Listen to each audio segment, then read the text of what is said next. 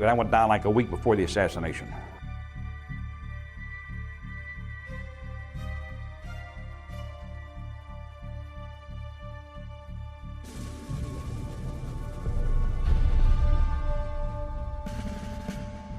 The purpose of that was for me to go to Dallas, look over the area, learn dead-end streets, railroad crossings, time for train crossings.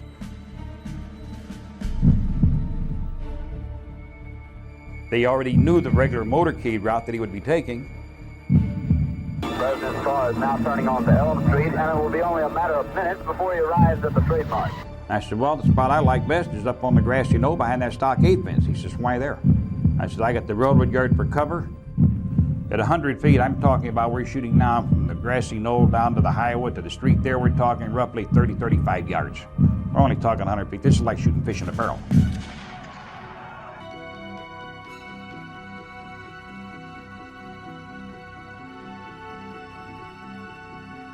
As I was walking away, he told me, don't run. He said, just walk away natural, Jimmy. He said, don't show no attention. The President of the United States is dead. It's official, as of just a few moments ago. There was nobody behind that stockade fence but me at that point. Nobody. All the time I was there, I was alone.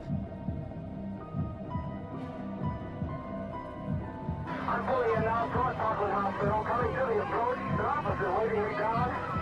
He's waving me around. There's a cordon. There's already a cordon of police officers. There's a bullet right through the head.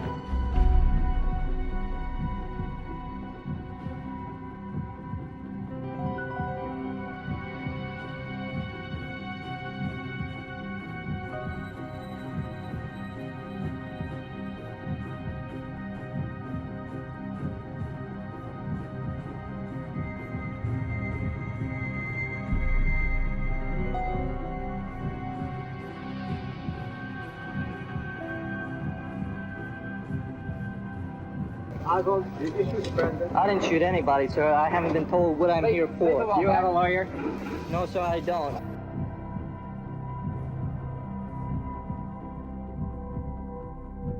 No, they're taking me in because of the fact that I live in the Soviet Union. I'm just a patsy. There's the man with a gun.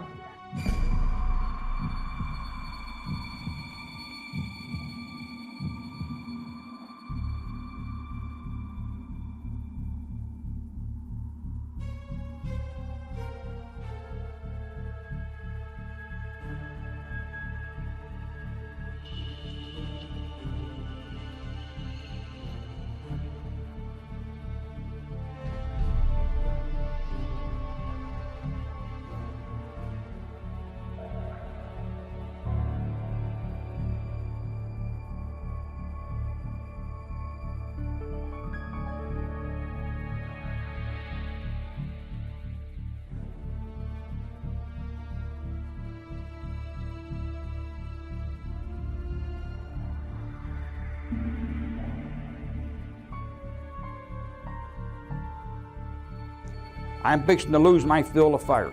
And at this point, either I shoot or I can put it in a suitcase and leave, one or the other. I took the shot.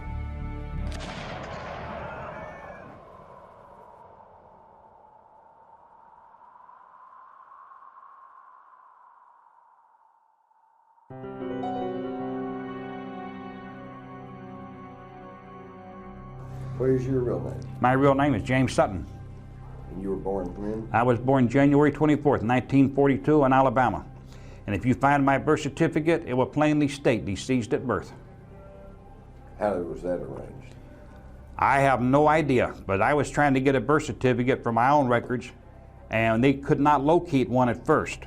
And the lawyer in Alabama went through everything, went to the Capitol, and when he got through, he found it 3 months later, I had a birth certificate in there that says deceased at birth. Now, can the mob do something like that, or is that the government? That's only the government. Mob knows a lot of things, they got ways to get things done, but when it comes into this kind of stuff, that's out of their category. I'm gonna tell you, when it comes to government and underhanded work, the mob, they're kindergarten. They're kindergarten. I might upset a lot of people in the family saying that, but they're kindergarten when it comes to working with the government.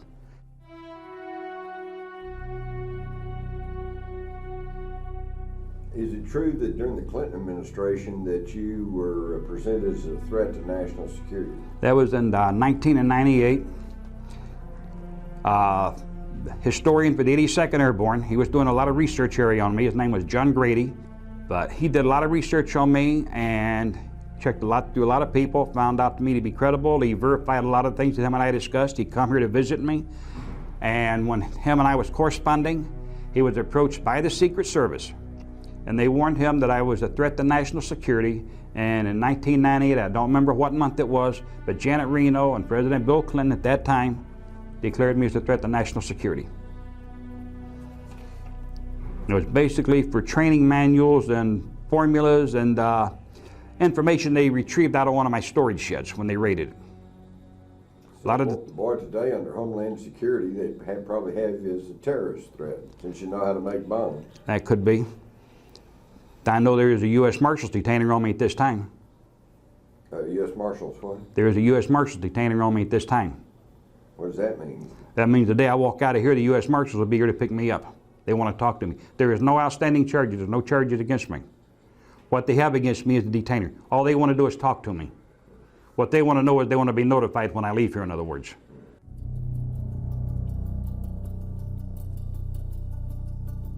When Joe West first originally contacted me here at Stateville Prison, I was on a visit. The counselor came in the visiting room where I was at and stated that she wanted me to come out and make a phone call. I told him, you have 3 minutes to convince me why I should talk to you.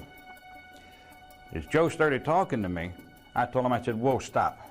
I said, you're on a lot of touchy spots. I said, these phone calls are recorded. Every phone call going in and coming out is recorded. If you want to talk to me that bad, then I suggest you come and visit me. Joe West had me put him on his visiting list. He come up to visit me. The first day, I wouldn't even talk to him about the Kennedy situation. We got into sports, weather, generally about prison, local things till I got comfortable with him. The next day, after I thought it over all night, Joe West seemed like a pretty nice guy. I really liked Joe. He had a magnetism about him. The next day we sat down, we got serious, and then we started talking. Oh, I asked him, he said that someone had informed him that I was there. He said he had a reliable source. And I didn't know for quite a while who that source was. It was quite some time later before I learned the fact that the FBI was aware of my presence as early as 1964. Because I never knew that anyone ever knew about me. But Zach Sheldon, from what I understand, and I'm only quoting this from hearsay, that Zach was the one that stated and gave me to Joe West the information on me, that I was in Dealey Plaza. Well, the whole thing is, like with Joe West died. He passed away, never knowing that I was one of 2 shooters there in Dealey Plaza that day. Joe West never knew I was on the grassy knoll. Joe West had the case in court. He wanted to exhume John F. Kennedy's body. And that's what he was fighting for. And at this point, when I talked to Joe West, I explained to him that John F. Kennedy had been hit in the head with a mercury round, a special load. At this point, I explained to him, he can use this in the courts to have the body exhumed because there would still be traces of mercury, because the traces of mercury do not disappear. It'll always be there. And so this is what Joe West wanted, to go back with more evidence and use this to get Kennedy's body exhumed, to look for traces of mercury. And the court had accepted his case? The court had accepted his case. But with his death, the case died.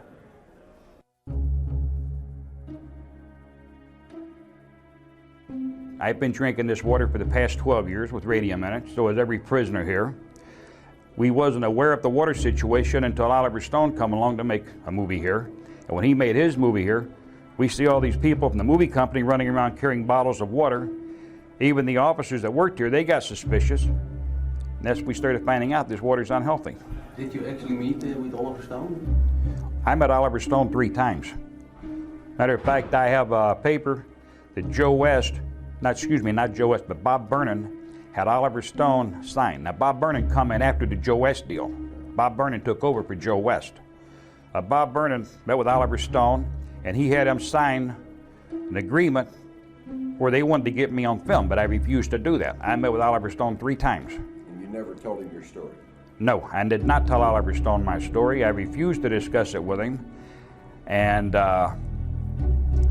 Like I said, I've got a copy of this. I got Oliver Stone's signature, Bob Burnham's the only signature on it. It states what it's all about. The only thing missing is my signature because I would never sign that paper for the agreement. Why was that? I didn't like the man. Case closed. Case closed. And if you'd like, I'd be more than happy to send you a copy of the document. And it's got Oliver Stone's original signature on it. And it has Bob Burnham's signature on it.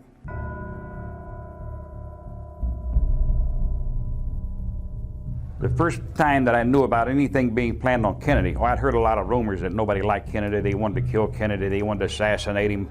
They wanted to do everything to the man. Let every nation know, whether it wishes us well or ill, that we shall pay any price, bear any burden, meet any hardship, support any friend, oppose any foe, to assure the survival and the success of liberty. I was upset with him over the Bay of Pigs, but I never paid any attention to any of this at first because, you know, everybody talks. Somebody gets mad at somebody and right away, and I'm going to take this guy out, I'm going to take that person out, woo, woo, woo, woo, you know, a lot of barking, junkyard dogs barking, you know. But I was sitting in the Harlow Grill that evening playing the pinball machine, not the flipper kind, the kind with numbers where you gamble on and you put about $10 in to play a game. And Charles Nicoletti walked in, a man that I did a lot of work with, a man that I respected. And he walked in the back room where I was at, says, "Jimmy, let's go." I said, "I'll be with you in a minute." He reached over and tilted the machine and said, "Let's go now." My reply was, "Yes, sir, Mr. Nicoletti." I knew he wasn't in no mood to wait and hang around. He said, "I want to talk to you." I went out, I got in this car, and we went for a ride. He told me, he says, "We're going to do a friend of yours." I'm talking about President Kennedy, JFK. And I looked at him and I said, "What?" He says, "JFK." He says, "Your buddy." I said, "Well, he just busting, you know, giving me a hard time when he knew JFK. He knew how much I disliked the man." I looked at him and I laughed. I said, "Okay, fine with me. You get in arguments there." And at this point, I still kind of thought, you know, he just joking with me. But then he got real serious about it. And then we started talking, and he told me, he says, "What I'm going to want you to do," he says, "I'm going to look around." He says, "We'll search the area around the town here." He says, "You know everything pretty good," he says, "and see where we're going to do it at, what kind of weapons we're going to need, and other things like that," he says. And he mentioned, he said he was going to bring Johnny Roselli in on it. Fine with me, you know, I don't care who we work with. You know, I like Johnny, I had no problems with him. And originally we'd planned to do it in the Chicago area, but certain people didn't like that idea. Certain people high up in organized crime, they wasn't too happy about the idea of having something like that happen to that magnitude in their backyard, because they figured Bobby would really be down there, you know, and they already had their own little private wars going. So then we put it off, and this is like 6 months before the assassination ever really took place. So we decided, well, we'd take it moving. So I had no idea it was going to Texas at that point, because they didn't know where he was going to go. They were looking for an area to go. They had several different locations. There was New Orleans, and I don't know, there's other places he was going to. But when it come down to it, I had been told there was places that they had planned to do it. Other people had been authorized, you know, stuff like that. Just different rumors you hear. How much credibility is to it, I cannot say.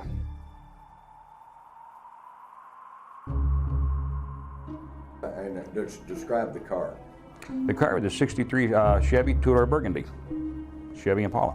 With the special compartments. Oh, we had special, yeah, we had the special compartment, the dash. We had the back seat, you could take that off, pull the bottom part out, then you raise the back up, snap it off the little clamps, take that out. We had the springs removed in the, behind the seat there by it.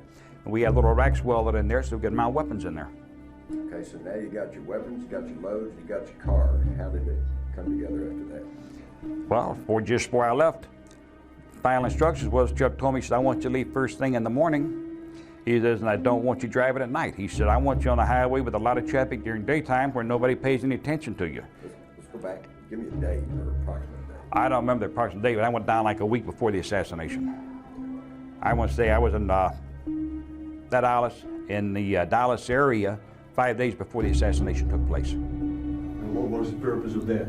The purpose of that was for me to go to Dallas, look over the area, learn dead-end streets, railroad crossings, time for train crossings. They already knew the regular motorcade route that he would be taking, and they had already looked that over, and they wanted to see if there's any better places, and a lot of people had already decided on. I'm not the one that chose Dealey Plaza, but I was told to look it over very close and look and see if I thought there's any other place better. And I did the whole area from the route they had. All the way through, I had Lee Harvey Oswald with me. Did you call anybody when you got to Dallas? I made 2 telephone calls when I got there. I called Charles Nicoletti, told him that I was on the scene and where I was at in case he had to reach me. I turned around and made another phone call. I called David Atlee Phillips. I had a number to call. The call was put through to David Phillips, and he was notified where I was at, because I had not told him in advance that I was going to Dallas, Texas, because he always had to know where I was at because he was my controller. CI purposes, special operations, or something that might be needed done. We always stayed in contact. We had numbers to call. He said, thank you, and let it go at that. We didn't have any great discussion on the phone. I told him where I was at, the location, and through David Atlee Phillips is the only way that Lee Harvey Oswald could have known where I was at. I was staying at the Lamplighter Inn right there in Mesquite, Texas. And then the next thing you knew, Lee Harvey Oswald showed The up. following morning, Lee Harvey Oswald was there.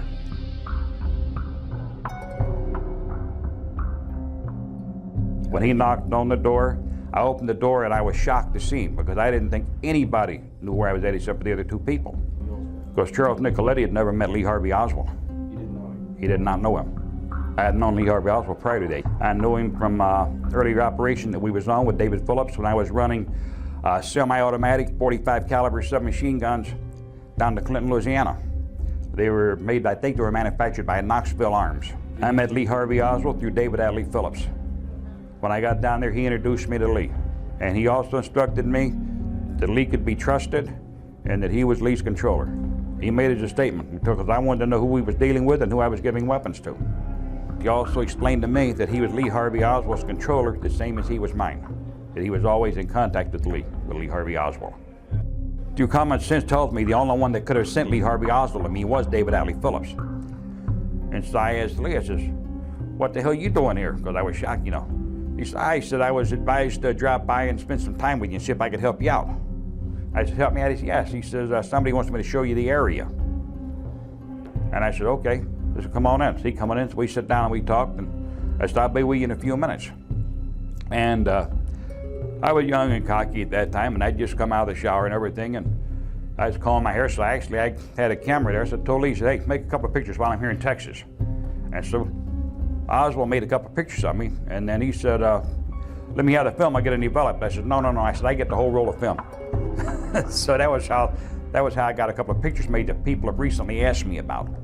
We drove around Dallas, Lee Harvey Oswald and I, we drove around Dallas right before the assassination. I did not see Lee Harvey Oswald on the morning of the assassination, but prior to that, Lee Harvey Oswald had been with me every day.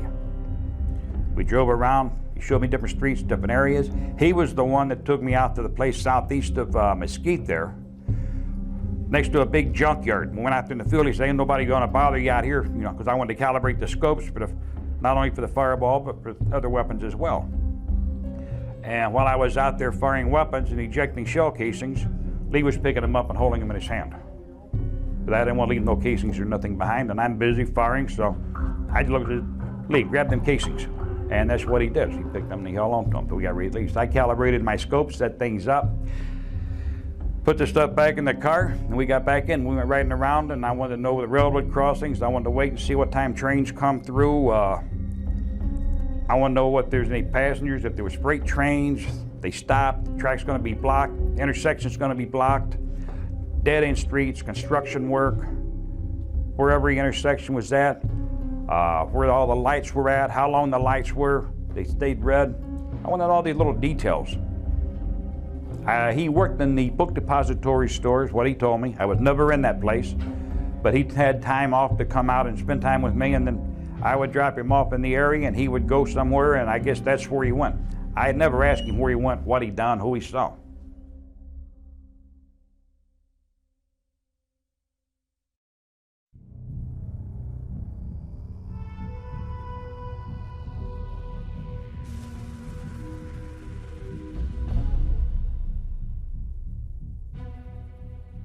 The world will never know the true facts of what occurred, my motives.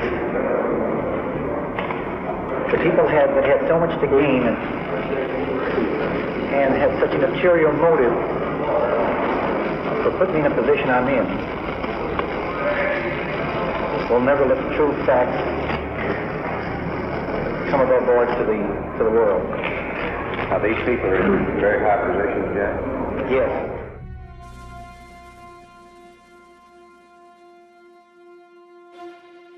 I had met Johnny Roselli before. I'd met him in Florida, Miami. Any jobs with him? Never any jobs with him. I'd talk with him and around, but we never, we was probably involved in some of the same operations or things, but with the same people, but we never went out and did anything together.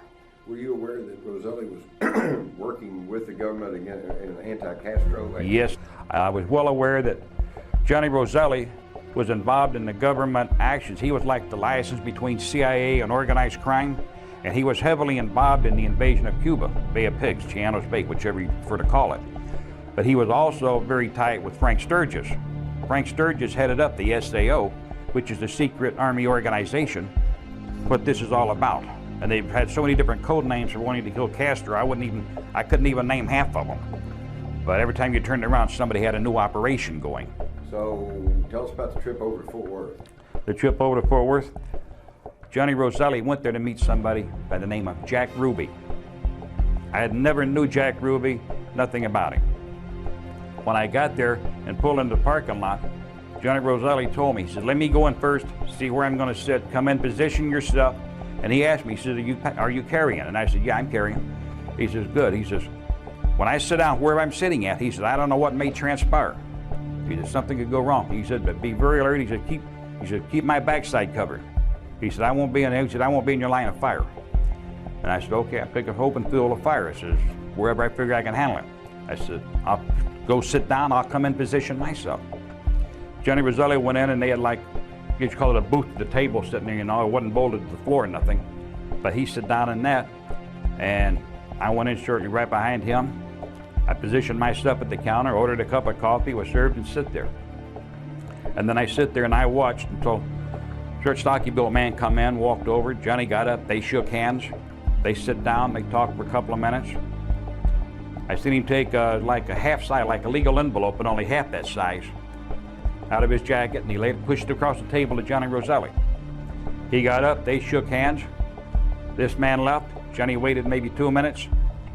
Johnny looked at me, I got up, I walked out of the restaurant, made sure the area's clear, nobody outside in the parking lot. I went over, got in the car, started up, I pulled up by the door, Johnny Roselli walked out, got in the car, and we drove away. Did you ask him, or did you find out in some way what was in the envelope? On the way back to Dallas, Johnny and me was riding down the road. He didn't open the envelope right away. We got almost, I think it's Arlington, it's about halfway there. I'm saying halfway, it could be less one way or the other.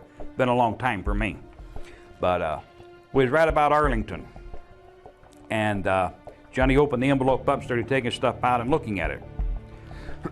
Excuse me. He's looking at it, I'm noticing over, I'm watching over while I'm driving.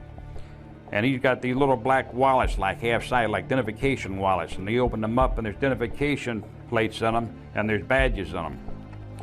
At that point, I didn't know what the identification on it was, because he's sitting there looking at it, and I'm not going to lead over. I'm not going to say, give me one of those or anything like that. I'll wait when they want me to know, he'll tell me. And then he opened up a piece of paper and he unfolded it. And there's been a lot of discrepancy over this part now. But Johnny Roselli said they only made one change in the route. And it was a map of Dealey Plaza, the motorcade route. When he looked at it for Dealey Plaza, he said they've only made one alter, one change in it. He said, that's all. And I said, what's that? And he said, they're going to go down Elm Street. But I already had reconned the area, so I knew what he was talking about. And I know everybody says, well, no matter that they had the motorcade in the newspaper weeks and months ahead of time. True, they did, but they didn't have that one change.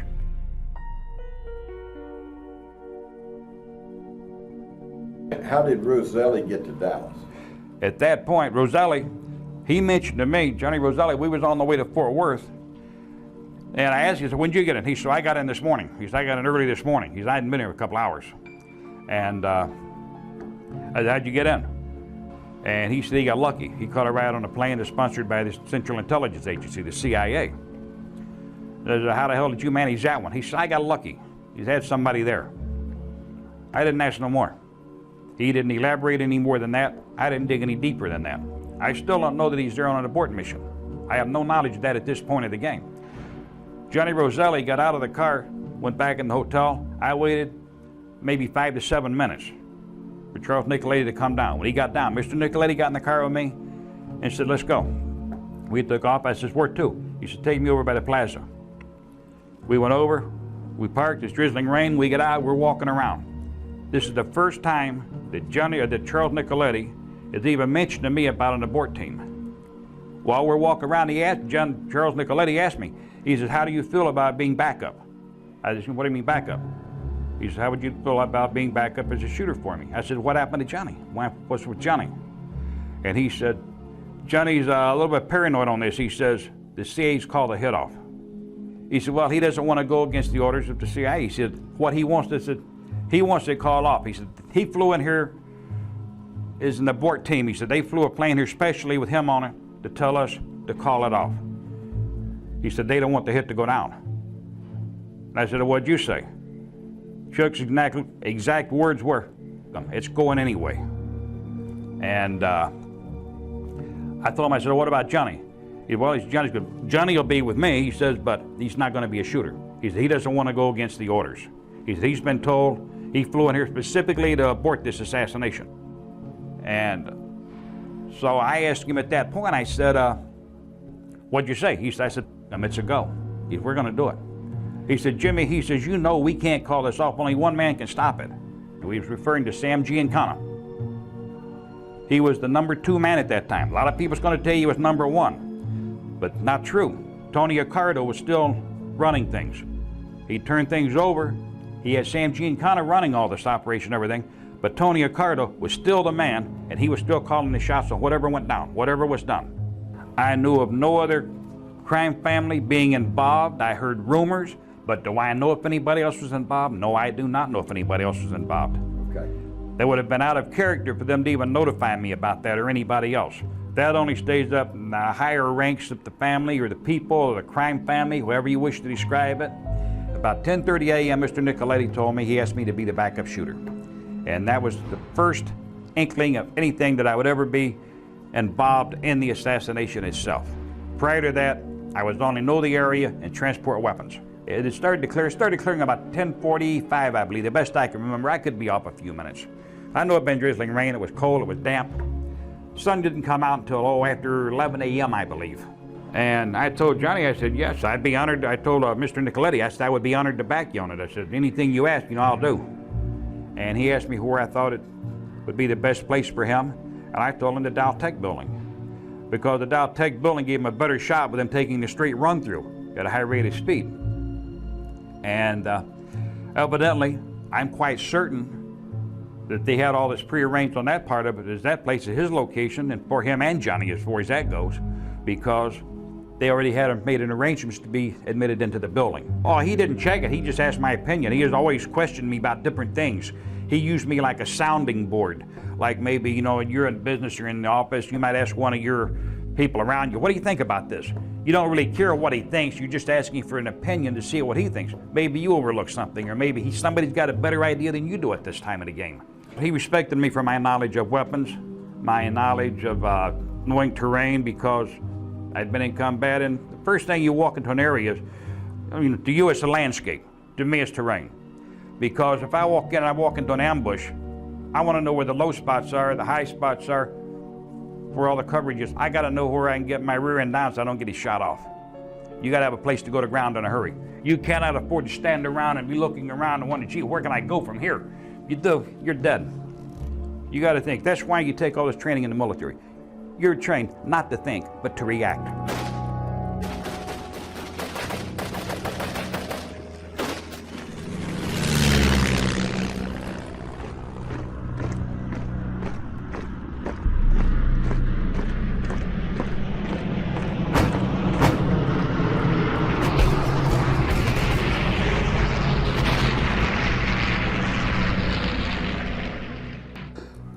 Mr. Nicoletti asked me, said, if you back me up, Jimmy, he says, where do you think it'd be the best spot for you? And I said, well, the spot I like best is up on the grassy knoll behind that stockade fence. He says, why there? I said, I got the railroad yard for cover, I said, my clothes, I can turn my jacket inside out. I said, it's plaid on the inside. It looks like railroad workers. Somebody out there wearing a flannel shirt. Nobody's going to pay no attention to me. I said, I can go over there. I can walk around a piece of chalk, walk up and down by box cars, cross the railroad tracks, look at things. I'd just be another worker. Nobody'd even look at me. And he said, okay. He says, what weapon are you going to use over there? And I told him, and Chuck, I said, well, what's the situation? Chuck said, you know, we're going for a headshot now. I said, this I understand. I realize this. He said, you're not going to fire unless it becomes a necessity. He says, if I miss, he said, then it's going to be up to you. He said, but you don't fire, he said, unless I miss. He said, it's going to be your call at that point. He said, so you got to be very alert on this. And I told him, don't worry about me. I said, I got it, boss. And he said, what are you going to use? I said, I'm going to use the fireball. And he looked at me and says, why? Why the fireball? Now the fireball, for people who don't know what a fireball is, it's like a cut-down rifle. It's actually basically this long. The weapon was well ahead of its time. This was one of the prototypes the agency had got a hold of that had been manufactured by Remington. Now a lot of people are going to tell you that this particular weapon was not available at that time, but this weapon was available. It didn't go on sale until a few years later. But this weapon had been manufactured as early as 1961. We had a lot of trouble with the barrel blowing up on it, used too big a round on it or something, overloads in it. A lot of problems with it, but they finally reinforced the barrel. We got it where it worked pretty good. And Chuck asked me, he says, why the fireball? He says, you've only got one shot, because the Remington Fireball 222 is a single shot bolt action pistol. And you can mount a scope on it. So, well, if I'm gonna wait until you're through, I said, I'm only gonna get one shot anyway, so it don't really matter. I said, because I'll never get a chance for a second shot if I wait until the last possible moment. He said, okay. He said, it's your call. Where'd you get hold of a prototype weapon like the XP-100? It was given to me by David Phillips. I'd received this maybe a year prior, 8 months, a year prior to the assassination. The gun had been used twice before on assassinations, but nobody like a president or nothing. But it was good for using. You want to get into a close place area or somewhere, somebody might say, well, why use a pistol? Well, anybody that knows their weapons, this particular piece of sub is very accurate, it's up to 100 yards. At 100 feet, I'm talking about we're shooting now from the grassy knoll down to the highway to the street there, we're talking roughly 30, 35 yards. We're only talking 100 feet. This is like shooting fish in a barrel, and especially a little 3-power scope on it. But the weapon had been used before, but you could put it in a briefcase, you could walk anywhere with it, nobody paid any attention to it. The case that I had set up, I had a little loading press inside for it, in case I had to manufacture anything. I had a little holder for all the special rounds that were in it. Everything was packed in foam rubber inside. The case was watertight, waterproof. What the case looked like? The case was black. It was like an oversized briefcase, basically speaking. And handle on a little metal flaps on it, you know, for locking it up. You could lock the case, but I wasn't concerned about locking it. But the thing is, you could take it, you could go anywhere you look like a businessman with it. And I felt that was the best weapon to go with. And so Mr. Nicoletti agreed with me on it. He said, okay, it's your call, Jimmy.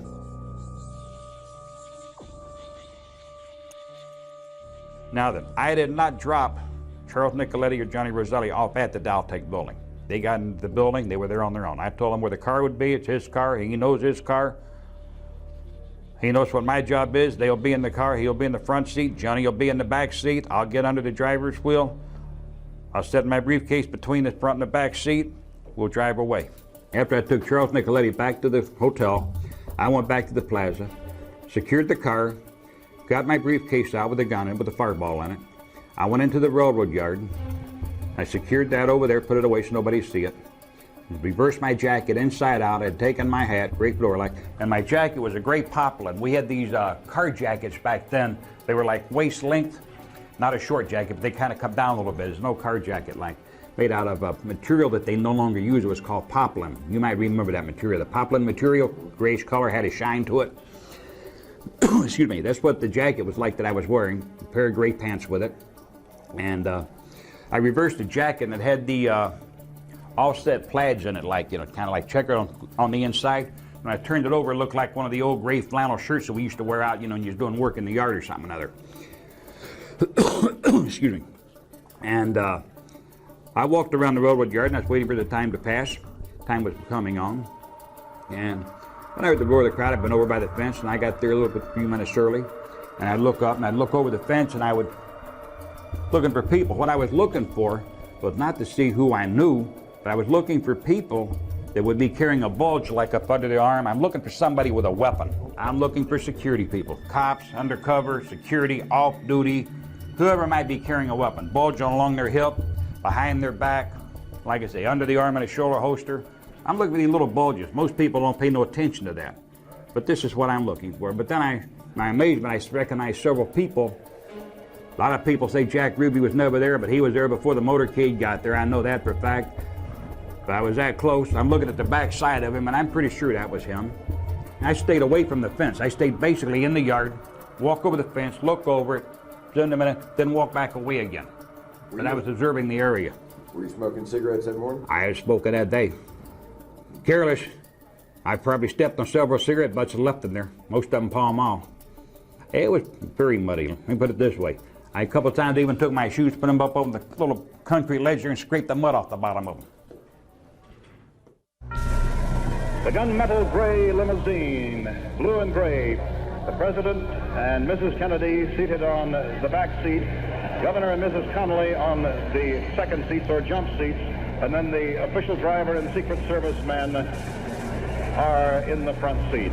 It will go Mockingbird Lane to Lemon Avenue, then travel south on Lemon to Turtle Creek, Cedar Springs, through the downtown area on Harwood to Maine, west on Maine to Houston, through the Triple Underpass to Stemmons Freeway, then on to the Trade Mart.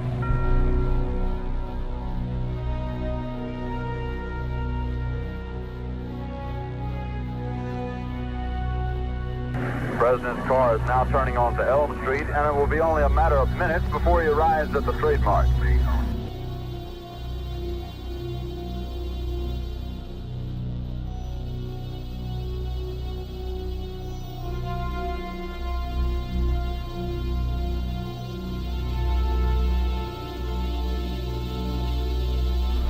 It appears as though something has happened in the motorcade route. Something, I repeat, has happened in the motorcade route. There's numerous people running up the hill alongside Elm Street. Stand by just a moment, please. Put me on, Phil. Put me on. The motorcade is coming by here. The presidential car coming up now. We know it's the presidential car. You see Mrs. Kennedy's pink suit. There's a Secret Service man, spread eagle, over the top of the car. We understand Governor and Mrs. Connolly are in the car with President and Mrs. Kennedy. We can't see who has been hit, if anybody's been hit, but apparently something is wrong here. Something is terribly wrong. I'm in behind the motorcade, trying to follow them. It looks as though they're going to Parkland Hospital. And just now we've received reports here at Parkland that Governor Connolly was shot in the upper left chest, and the first unconfirmed reports say the president was hit in the head. That's an unconfirmed report that the president was hit in the head. A priest has been ordered. Emergency supplies of blood also being rushed to the hospital.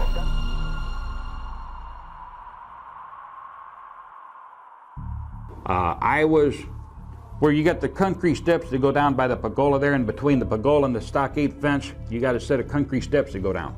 I was to the right of those. I'm gonna say 8 to 10 feet down there. There was a tree branch that hung right over me. I was behind that, kind of gave me a little camouflage. This was just a few minutes before the motorcade got there. Something happens and I have to shoot. You know, I don't want to have to shoot anybody else unless it becomes a necessity.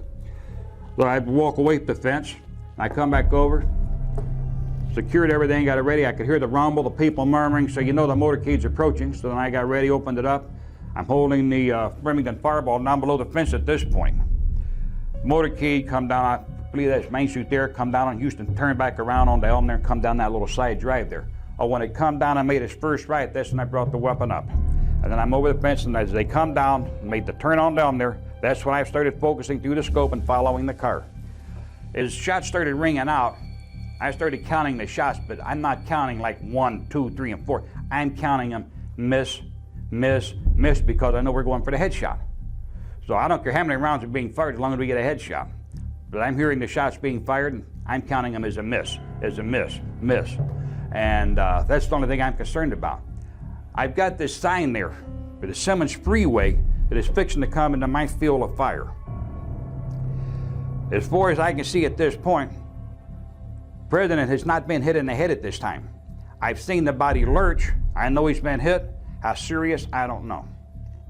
But my last instructions was we're going for a headshot. If you have to take a shot, take it, but don't fire unless it's a necessity, unless you really have to. He said, Jimmy, don't fire unless you have to. We want everything from the backside. I'm not asking why. Okay, whatever you say. At this point, as it starts to approach and come behind that freeway sign, and I already been instructed not to hit anybody but Kennedy because they didn't want Jackie getting hurt or anybody. I'm fixing to lose my field of fire. And at this point, either I shoot or I can put it in a suitcase and leave, one or the other. I took the shot. I fired one shot only. Well, I was aiming for his right eye, which to me is the left side of his head looking head on. But for him, it would be his right eye. And once I pull the trigger, I'm right in on it, and it's almost like looking 6 feet away through the scope. As I squeezed, take off my round, his head moved forward, I missed, and I coming right along the temple, just right behind the eye.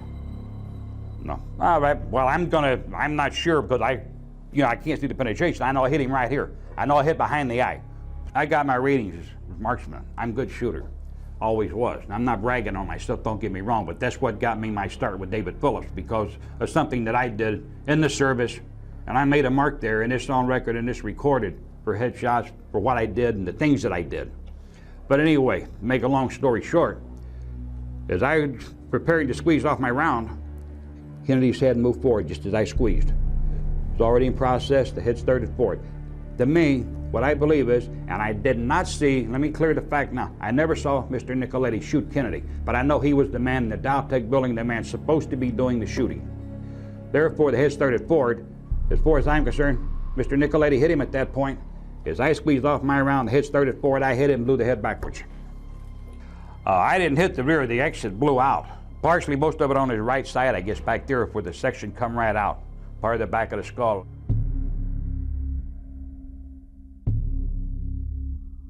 When I took my shot, and I knelt back down to the briefcase, I ejected the one casing in there, I picked up another live round, put it in, and closed the bowl on it. I took this shell casing as it come out of the briefcase, I put it in my mouth, tasted the sulfur from it. Love the taste of sulfur, by the way. Closed the briefcase up, and as I stood up, I did something I shouldn't have done, but I did do it. I took the shell casing, I bit down on it. I took it out and I looked at it, and I set it on the stockade fence. And there was an indentation from my teeth on the shell casing, on the ridge, by the orifice. And I left it sitting on the stockade fence there. You gotta understand, when you're young, you're cocky, everything is indestructible to you, you know. Nothing can go wrong. And you gotta be a strong believer in all that. I mean, you know, you're infallible. Chuck, Mr. Nicoletti would laugh at me when I do things like that, and hey, you say a calling card, trait, whatever you want to do. He used to laugh at me over it. He told me, Jimmy, just you do the job, you do it, and forget about it. Oh, if he would have known I did that in the Dealey Plaza, right now he's probably turning over in his grave for me doing something that stupid. Jimmy, I'm sure you're aware that they have found two 22 shell casings. I've heard that. I've heard that. Have you got any speculation, any idea of where a second 222 shell casing is? I have no idea whatsoever. I fired one shot only. I ejected the shell casing. Mine was a Remington cartridge, manufactured prior to 1963. I bit it, I set it on the stockade fence. I had no empty shell casings for a 222 with me at all. This shell casing, by the way, was found not in the exact spot where you left it, a little bit further at the other side of the fence. Well, I look at it this way. Whoever was searching, somebody up there looking, anybody could have looked at it, they could have thrown it over there, somebody could have stepped on it. Maybe somebody didn't want it found, who knows?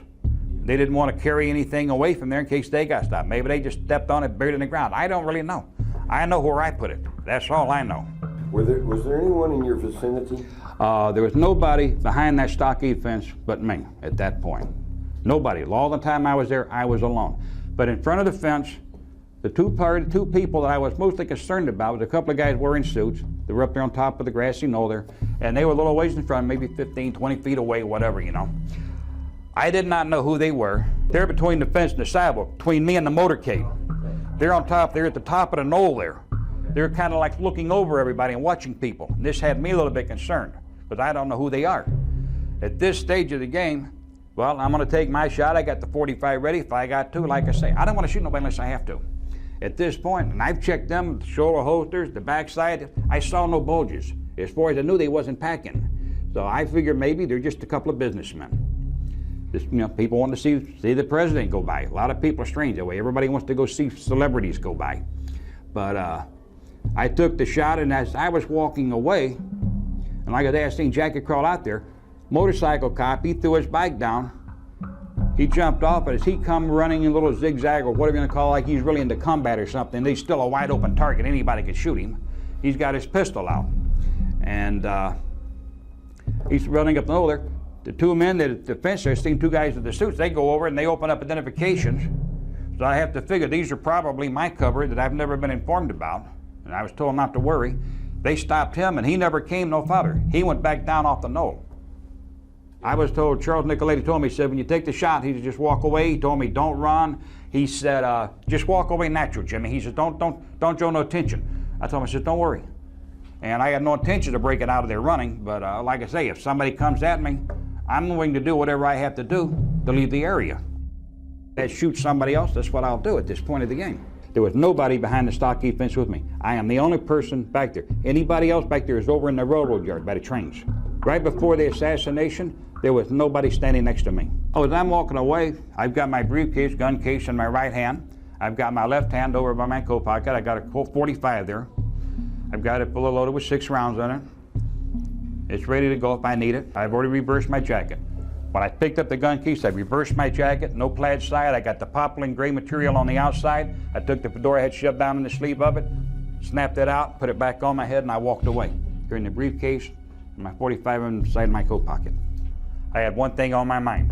Anybody that approaching me with the determination to stop me, to question me, detain me, whatever you want to call it, or anything else. All I want to do now is reach my destination, which is the car, put the case in the back seat there on the floor, like I chugging me, already have figured out. I'm going to get in the car, start it up, drive away. Was the car empty when you got there? No, sir. When I got to the car, Charles Nicoletti was in the front seat, Johnny Roselli was in the back seat. And There's only 2 seats in the front. We had the bucket seats in it. so as soon as you got in the car, you just started up? As soon as I got in the car, opened the door, set the case in the back, was behind the front seat, got right in the car, lit the ignition, and gone. Anybody say anything at that point? Nobody said nothing to me.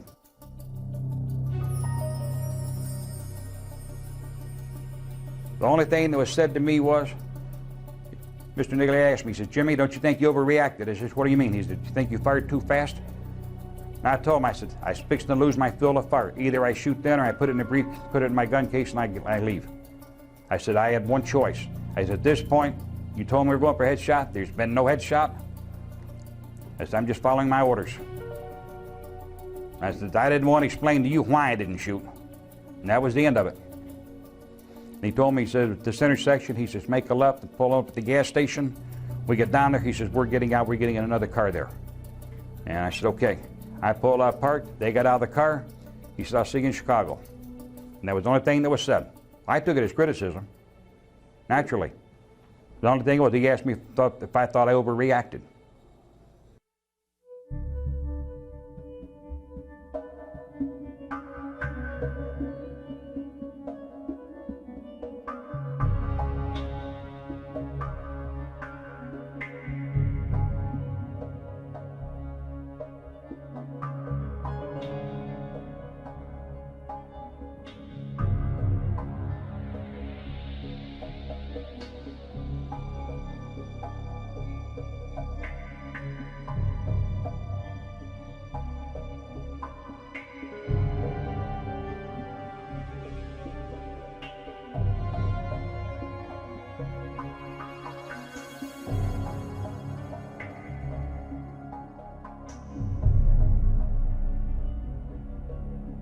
Do you think Lee Harvey Oswald fired any shots that day? Lee Harvey Oswald never fired a shot.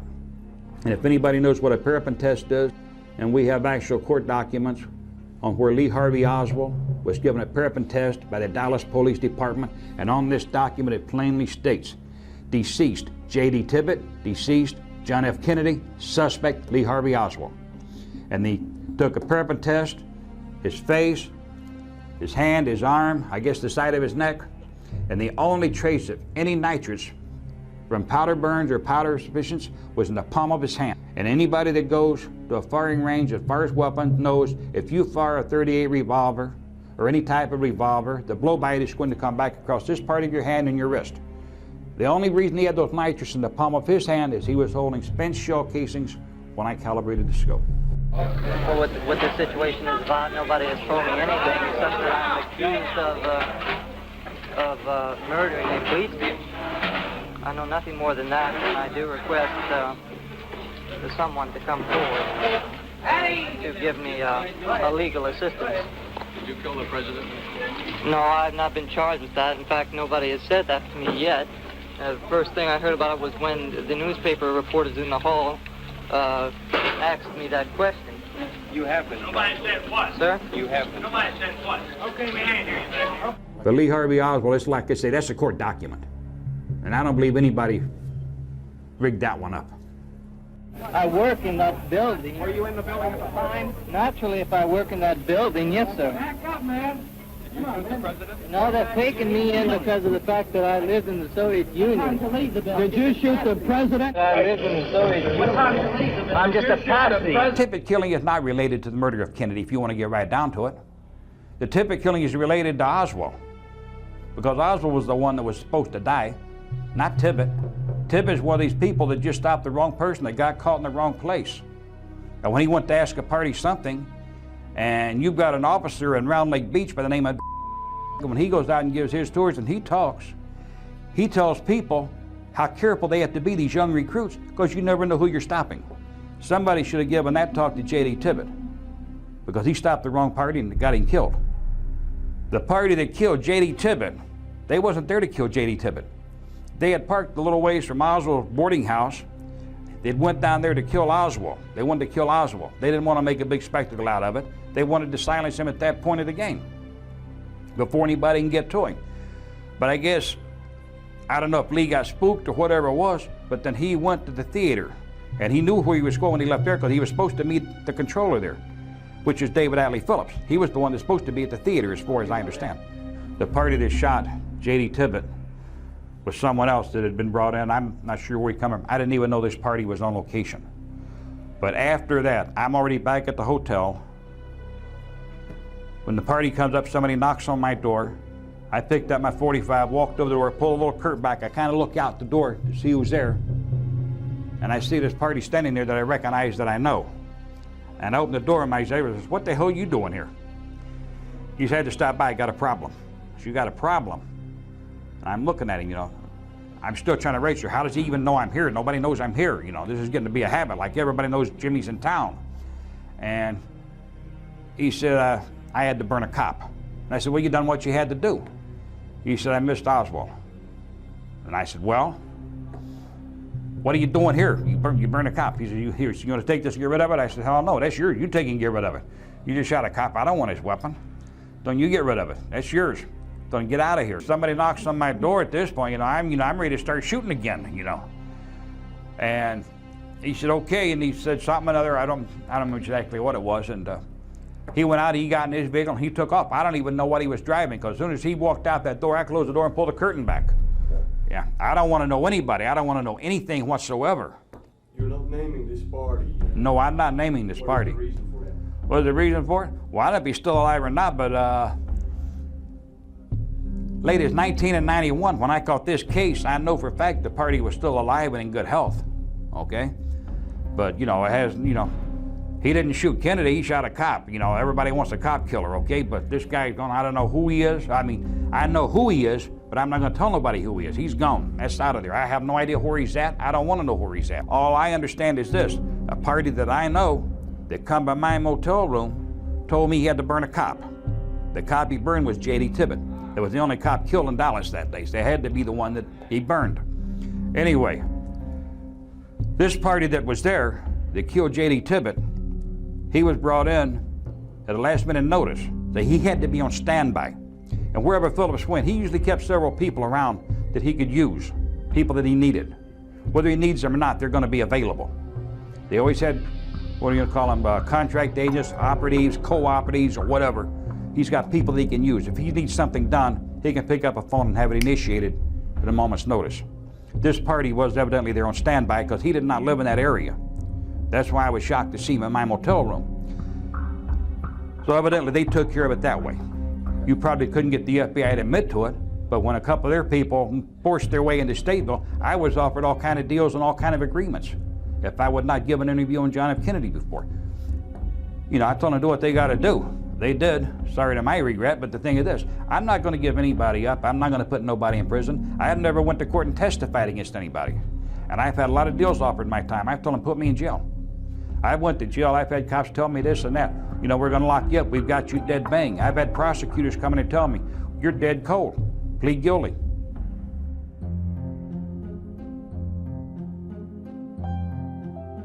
From what I'm looking at here, looks like part of the flap on the side is missing. But I don't see very much in this picture here, the back of the head missing. What I'm looking at here is a lot of hair. What's my conclusion? That ain't the right picture. That's my conclusion. You want my opinion on it, that's not the right picture.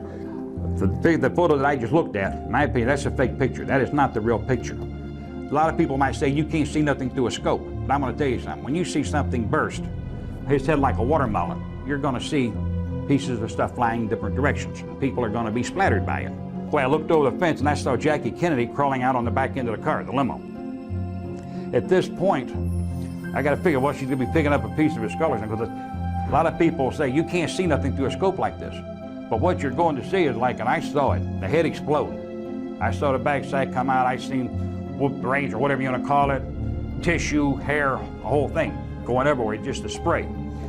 And if anybody displeased, just go out and shoot somebody and look through a scope while you're doing it and watch. And I think one of the agents, probably one of the Secret Service agents, riding on the back of the car. I am only assuming that I would say they probably got splattered because there was stuff everywhere. But one of the things I want to point out about Remington 222 Fireball, it's a high velocity pistol. The round travels approximately 3,180 feet per second. Now then, for this type of weapon, there is very little recoil. Now, a lot of people say there's a lot of recoil, it's going to jump, you can't see nothing. And I've had a lot of criticism over the years over this here. So I'd like for somebody to go out to firing range somewhere, gun store, and take one of these particular types of weapons that carry a 222 round and fire. You're going to find very little recoil, especially when you're using an extended barrel weapon with a scope on it. You got the weight there to hold it down. It's not jumping and bouncing. You're not shooting a 44 or 45. Did the motorcade ever come to a stop? The motorcade, the best of my recollection, to me and my mind, and everything is slowed down at this point. When the first shot went off, it's like it stopped. It's just like it slowed down almost to crawl or barely moving, or maybe it even stopped. I'm not really sure on that point. I know I was waiting. It kept moving. It had to have been moving, but very, very slow. Because I'm waiting for it to get up the sign. I'm waiting for something to happen so I don't have to shoot. Not that I'm afraid to, but if I don't have to, I don't want to. But like I say, when the car got even almost up to that Simmons Freeway sign there, and that was one of the most, and ain't like these new ones they got today with nice little skinny metal posts and a little sign. These here had, you know, made it, I guess, the wooden legs on, or what do you want to call it? The post, the hell, it was wood. Anyway, I had my shot. You see where I shoot now right now? I took my shot. Were you nervous in any way? Was I nervous? No. If I'd have been nervous, I'd have been shaking. I couldn't have made the shot. A lot of people may find this hard to believe, but you've got to understand something. First time you go into the field of fire, when you go into a firefight in combat, you might be nervous or skittish. But after you've been initiated into the field of fire, whatever you want to call it, combat, firefights, a lot of people got different names for it, skirmishes, you get over it. And, you know, and to me, and a lot of people are really going to think I'm probably sick, but when you got into a firefight, that was the element high. I've never used drugs in my life. A firefight to me, being in the service, that was one of the greatest things there was. It was the ultimate high. And at this point, when you're stalking down somebody, and this particularly, they stopped me from hunting animals altogether. When I was young, I used to love to go shoot deer, rabbit, squirrel, whatever I could get, pheasant. But after you went into the jungles and you've hunted man and you've stalked a man down and you've hunted a man down on equal terms where he can kill you, you have no desire to go shoot a defenseless animal.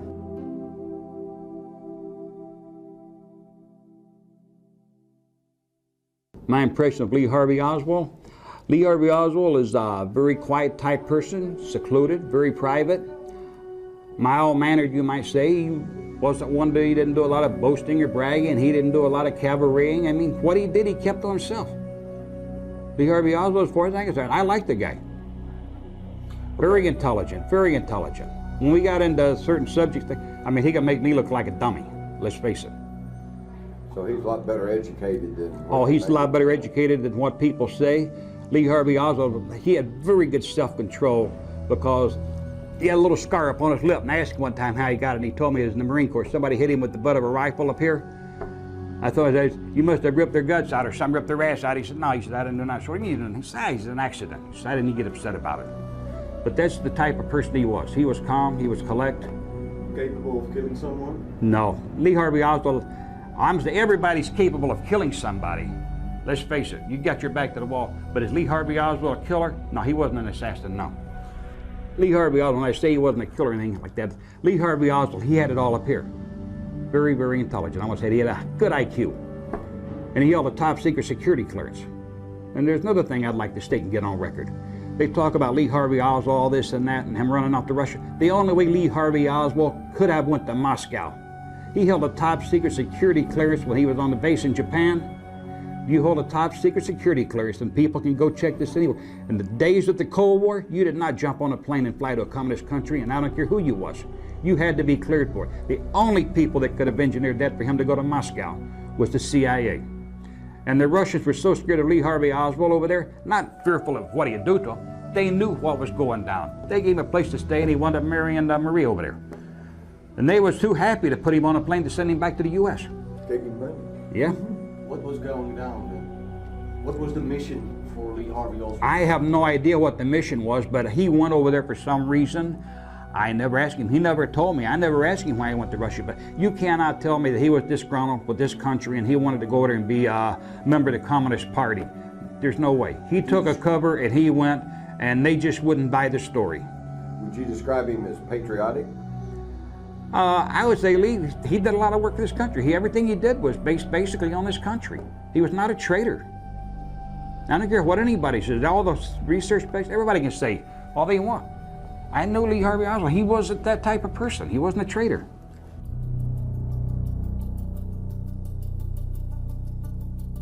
I went into my room. When I got in the room, Zita went in, sat down, relaxed, got a drink of water, stripped all my clothes off, went in, took me a shower. Come out of the shower, I took some wax that I brought along for this particular purpose. And if anybody wants to try this, it can be pretty painful. But I knew that I would have redstone on me here and on the side of my face from firing the weapon and across my hand and wrist. Took hot wax and I poured it on myself and let it cool so it cut into the pores on the side of my face. And after a few minutes, I peeled it off, which would remove all the nitrates from any gunpowder. I went back into the shower and showered again, then showered, finished up with a good cold one, but felt like I was kind of on fire and burning. When I got out of the shower, dried off, then I put a lotion over everything to cool the burning sensation, and then I got dressed. Once it got dark, I went out to the car. Nobody was around. Make sure everybody was inside doing whatever they're doing in their motel rooms. Opened the trunk up. I took the weapon out of the trunk. And when I'd gotten out of the car earlier, I'd taken the briefcase, the gun case with my fireball in. I'd already taken that into the hotel. I went inside, had one weapon I took in, cleaned it, got it ready to put back in the car. I waited till after midnight. I went back out to the vehicle, got in, pulled the back seat out, took the top part off the back, put the gun case, the gun back in the rack, the rifle. I secured my fireball, put the gun case in there, closed everything back up, and went back in the hotel. I went to sleep. I got up the next morning at the first light, went down the road. There is a restaurant down the road, there a little ways off on the right-hand side as you're coming back east. Restaurant, coffee shop not too far from there, maybe a mile and a half down the road, something like that anyway, best I can remember. I stopped there, had me some coffee, breakfast, got in the car and I left. I drove back to the southern part of Illinois. When I got to the southern part of Illinois, it was starting to get dusk, getting late. Pulled off at a motel there. As you got back in Illinois, I can't remember the name of it. I remember it was like a blue and white one. I want to say Southern something another, like a truck stop, a lot of trucks there. I went in, got a room, and I stayed overnight there. The next morning, I went out, got in the car, proceeded to Chicago.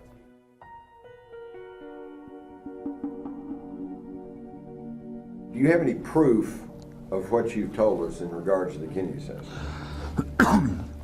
When it gets down to this part about a lot of people ask a lot of different questions about things, the one thing that I could verify right now, which cannot be made public, is the ledger, diary, ledger, whichever you prefer to call it, spoke with some papers and things that Sheriff Nicoletti gave to me before he was killed. Things got pretty active here. Sam Giancana was the first one to be killed, and that was in '75. And I'm not sure if maybe September. It was '75. Go there. He was killed. And the night he was killed, Johnny Roselli was in town. But I saw Johnny Roselli at the airport. And when Johnny Roselli come in, we didn't talk or anything. I was there to pick somebody else up that come in on that flight just by coincidence. And I was picking up a party that I did a lot of work for, collecting money and things. But anyway, I seen Johnny. We just nodded at each other. He had another man with him. When they left, we was right behind them. They got in their vehicle outside. We got in ours. We took off. We went down the road. We went down River Road, proceeding south. And the kid with me said the only place Johnny could be going would be going over to see Sam. Fifth Avenue on River Road there in Belmont, they had a place they called the Blue Horizon. Johnny pulled in there momentarily, let the guy with him out. Whoever this guy was, he wasn't going to Sam's house because Sam didn't like a lot of people coming to his house, and if he didn't know them, they wasn't going to get in anyway. And Johnny went on. I went my way, Johnny Roselli went his. Johnny Roselli, the next morning I woke up, Sam Giancana had been executed, gangland style. When he was killed, bells went off of me. Johnny Roselli had to be the one to do it. Because he was there. I know he went to Sam's house that night. The following year, Johnny Roselli was killed. When Johnny Roselli was killed, the party, figures the same guy that he probably dropped off. There was 2 people killed down there in Tampa, St. Pete, there in that area. That was got rid of at the same time. One was Johnny Roselli. The other one, another party unknown, whoever it was. I don't remember the name of him now, but evidently it was a friend of his that had traveled to Chicago with him. I figured he knew something, and somebody took him out too because they knew that Johnny Roselli, what he had done, okay? This guy, he might have told this guy knew, they got rid of him. And when it comes down to it, the crime family did not have Sam Giancana killed. I don't know who killed him except for Johnny Roselli there, but I believe that the government ordered the contract killing on Sam Giancana. I believe the government is the one that killed Johnny Roselli to shut him up so he couldn't talk. All of this was about the time of the House Select Committee on Assassination? All of it, yes. So the following year. That was the tie-in? Pardon me? Roselli, definitely. Giancana? But anybody that knew Sam Giancana, they knew Sam Giancana would have never talked. He'd have went to jail. He'd have kept his mouth shut. He would not talk. The following year, Johnny Roselli, he got killed. That silenced him. And then, March 29th, this is the night that Charles Nicoletti was killed. And he was supposed to go testify before some committee. And he was killed at the Golden Horns right there in Melrose Park there on North Avenue and Manheim Road, the Golden Horns restaurant. And I thought at first maybe somebody in the family had hit him because we knew there was trouble. And right before his death, he'd given me this package and told me, he said, this is my life insurance. He said, if I need it, I want you to have it, you can always get to it. He said, and if anything happens to me, he says, you might need it someday. So what he gave me was, I took it and I went out, got me some cheesecloth, I wrapped a little package up and I put a little metal box, I went out and I dug a hole and I buried it. Put it away and covered it all up. So, about a week and a half later, you know, Chuck was killed. After he was killed, right after that, maybe another week, 10 days later, so I walk out of the club. It's a nice night out, you know. So I walk down to the corner, and the car's coming down off the side street onto Lake Street. Well, it comes up, just like, you know, rocking for a Hollywood stop, comes up the stop sign and stops, hits the brakes, and kind of rocks back. I step back up on the crib so I don't get run over. I'm thinking nothing about it, just nonchalantly, you know. The next thing I know, somebody sticks something out the window, and I got sprayed in the face, and I hit the ground. I don't even remember falling down. When I come to, I was strapped up, tied up, blindfolded, and I went through a pretty severe torture test. And all this here has been verified also. What they wanted the ledger. They never got it.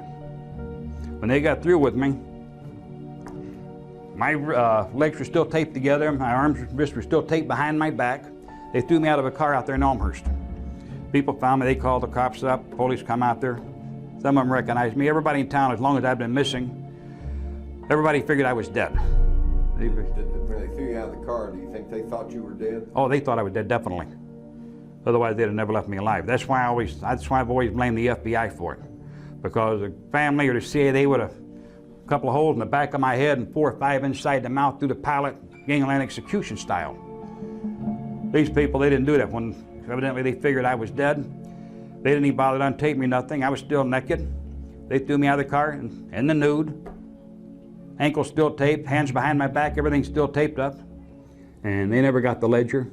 It's still missing. Not missing, I know where it is. And let me clarify one thing. Nobody in the world knows where that is but me. It's right here. Nobody else can ever take them to it. Still your insurance policy. It's still it.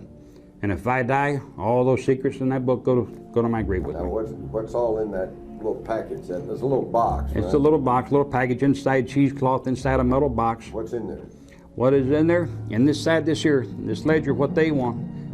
I got a few other things in there, but what they want is this ledger, because it's got just about basically every murder that was carried out in the Chicagoland area. It's got dates, it's got names, figures of money, different things, reasons why, people who ordered it. Anything in there about the JFK hit? You got, there's a couple little lines in there. It's got JFK down, it's got the date on it. Basically, that's it.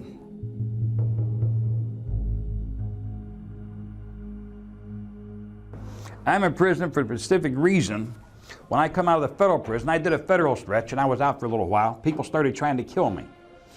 When they started trying to kill me the first time, I was at along Quentin Road and Rollins Road in Round Lake Beach, shortly past midnight, driving a little Chevy Chevette.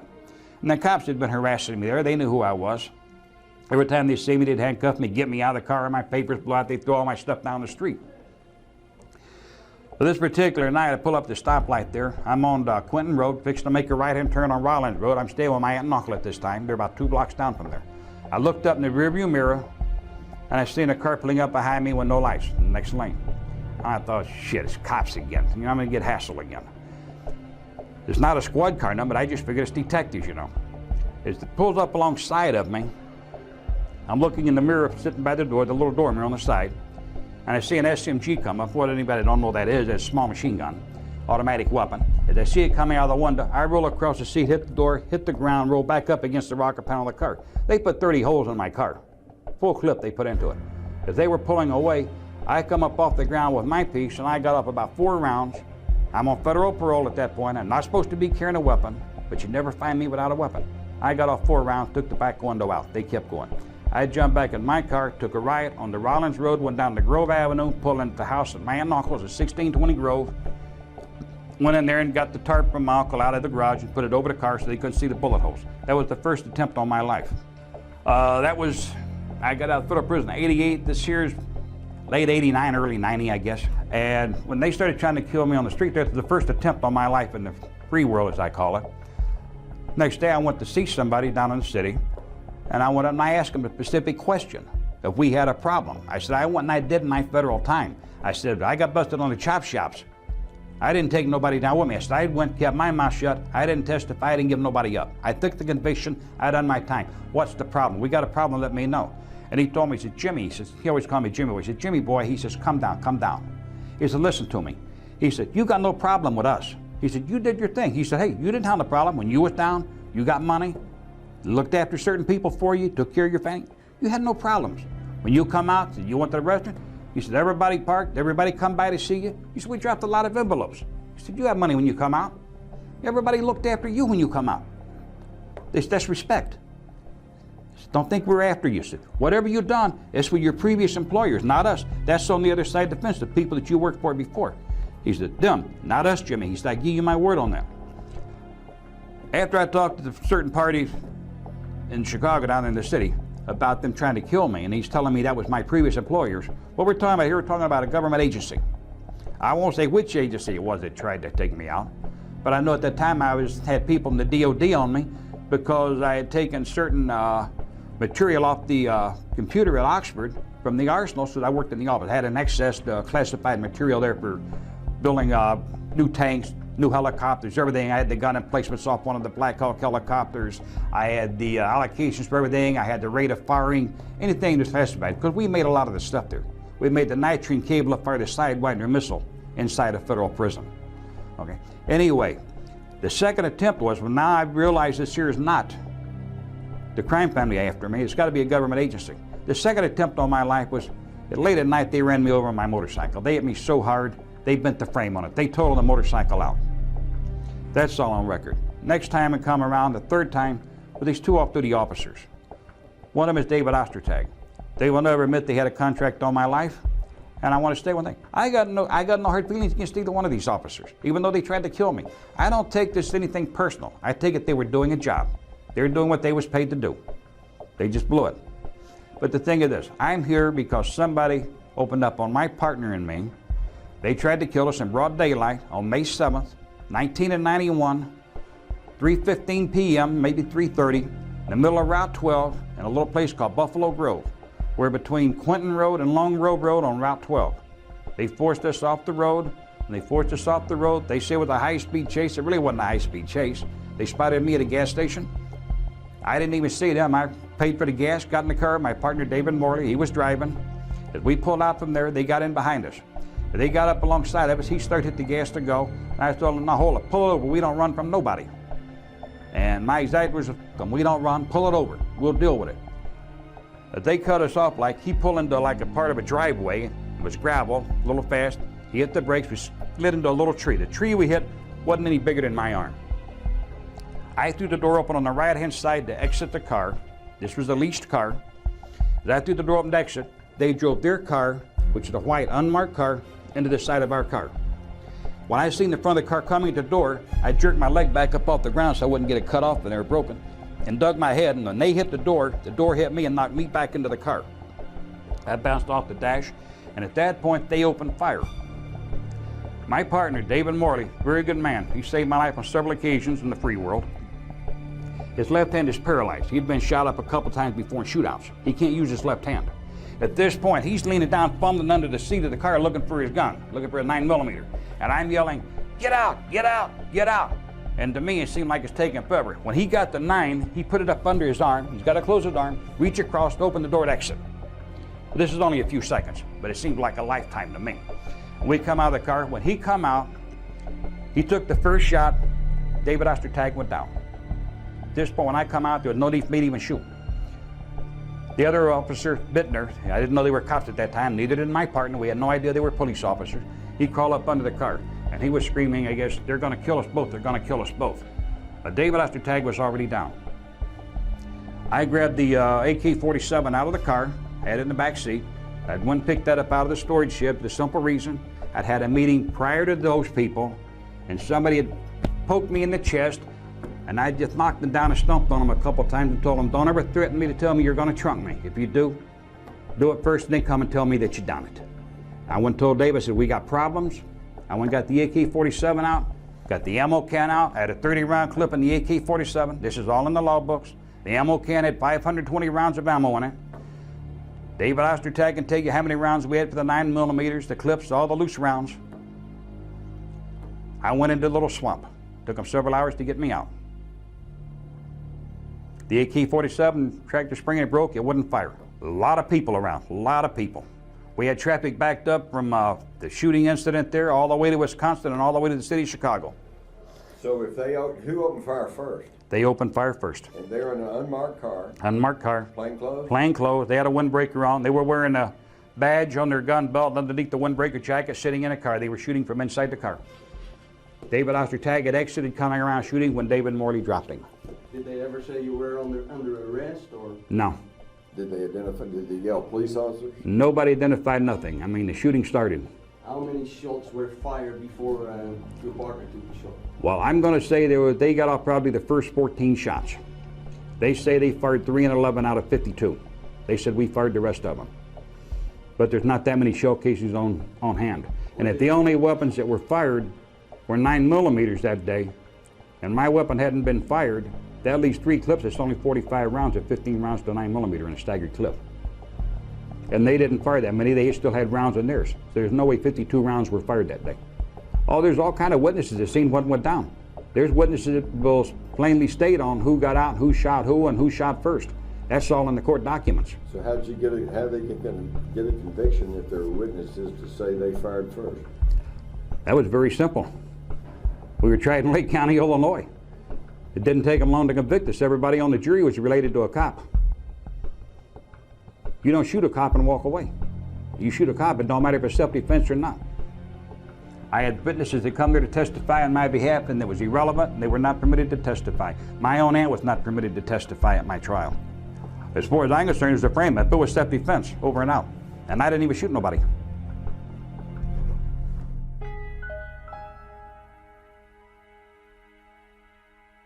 What has changed in your life in recent years?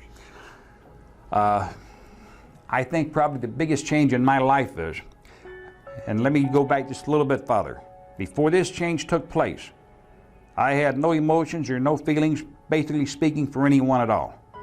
My family never came first. The agency came first. Crime family came first. Everybody was always ahead of my wife and my kids. Wrong. I know that. I know that now. I've got probably a lot of regrets, maybe some remorse for a lot of the things that I did do. I'm sorry at times I wasn't there to see my kids go to their little school plays or do their dances, recitals, or whatever. I'm sorry I wasn't there for their birthdays, for a lot of their Christmases. But those things are part of my life growing up. These are things that I accepted, because to me, other things were more important. My family, my wife, my kids, they were way down on the list of priorities. Wrong, I know.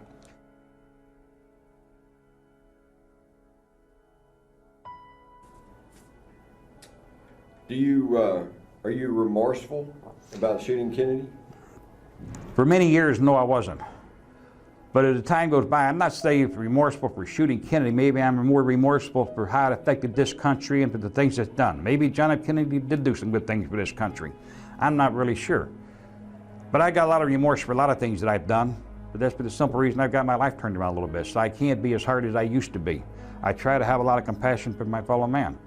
But with John F. Kennedy, gotta be honest, yeah, let's say I got a little remorse there for him, because not specifically maybe him, but like for his family, for the kids and all. But at the time when we acted, I felt that I was right in what we were doing. Why did you dislike the man? I disliked Kennedy. The reason you gotta understand, I didn't like Kennedy for one reason. I didn't know the man personally, never met the man, never seen him in person as far as I know. The whole thing was, I was heavily involved in training for the Bay of Pigs. I didn't go with them. I wasn't on the shoulder. I wasn't a soldier. I didn't go there and fight. I never fired a shot. I trained them in setting up demolitions, making bombs, weapons, ambushes. We call them MAs, mechanical ambushes, firing weapons, trained them in weapons trade, and some hand-to-hand combat. What I did wasn't all that important, but you get to know guys. You work with them all day. You're out there at the fire of the night. You sleep out there in the wilderness. You know, you live together for a while. They get trained. They go away. If I'd have had my choice, I'd have went with them. Luckily, I didn't. But when they went there and they got slaughtered, got arrested, put in prison all their lives, tortured, killed, it was a mess. All because Kennedy, and we had all kind of firepower sitting out there waiting. We gotta have had some good airplanes there. They shafted them bad. Kennedy wouldn't do it. He got scared. He wouldn't go for it. When I say Kennedy got scared, he was scared of Khrushchev, Russia and them. But the whole thing was this. That's one of those things. They called it off. It was a no-go. They had no support. They went in. They got their ass shot off. So you felt like Kennedy had betrayed him? Oh, Kennedy betrayed. I felt like he really betrayed me, even though he didn't even know who I was. But he betrayed the operation itself.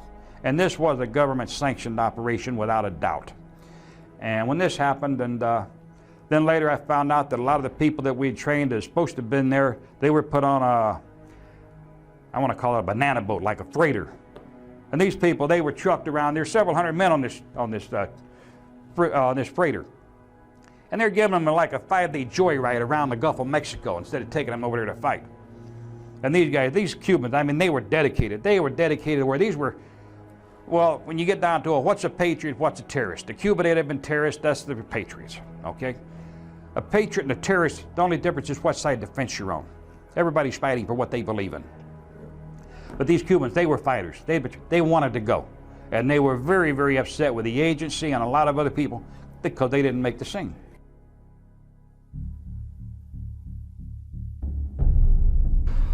At the time, I believe the Kennedy assassination was a necessity. The reason it was carried out, the reason it was ordered, in my own belief, is the money people, the power people, they wanted to stay in Southeast Asia.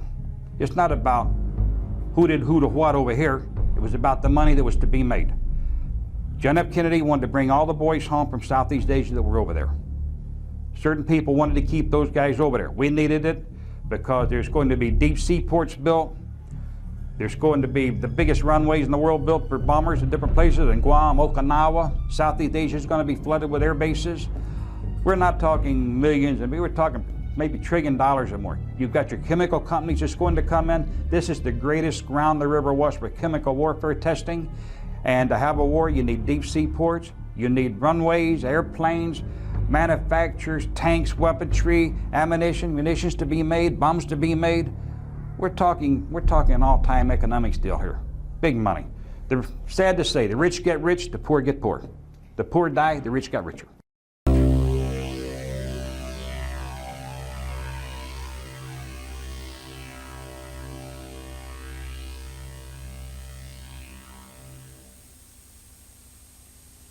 In 1989, Houston private investigator Joe West launched an independent investigation to find the true killers of President John F. Kennedy.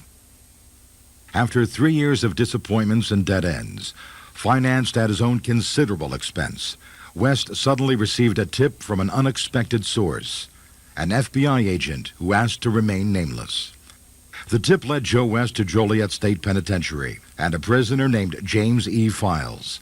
Files, who was serving time for shooting an Illinois police officer, was at first reluctant to talk. Slowly and meticulously, West established a relationship with Files. Through months of personal visits and detailed correspondence, Files began to reveal his participation in the JFK assassination.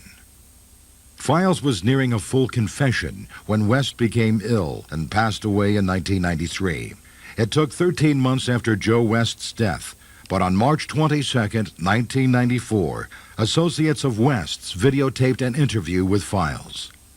In the interview, Files admits to being one of the shooters on November 22, 1963.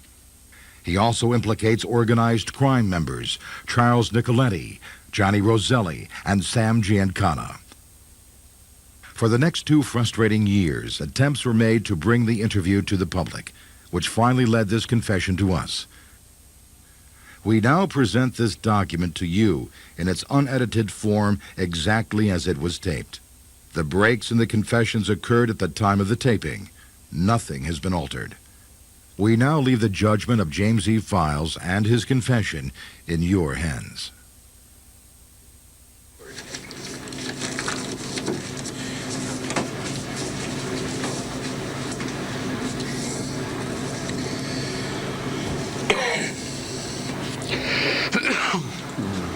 We're ready?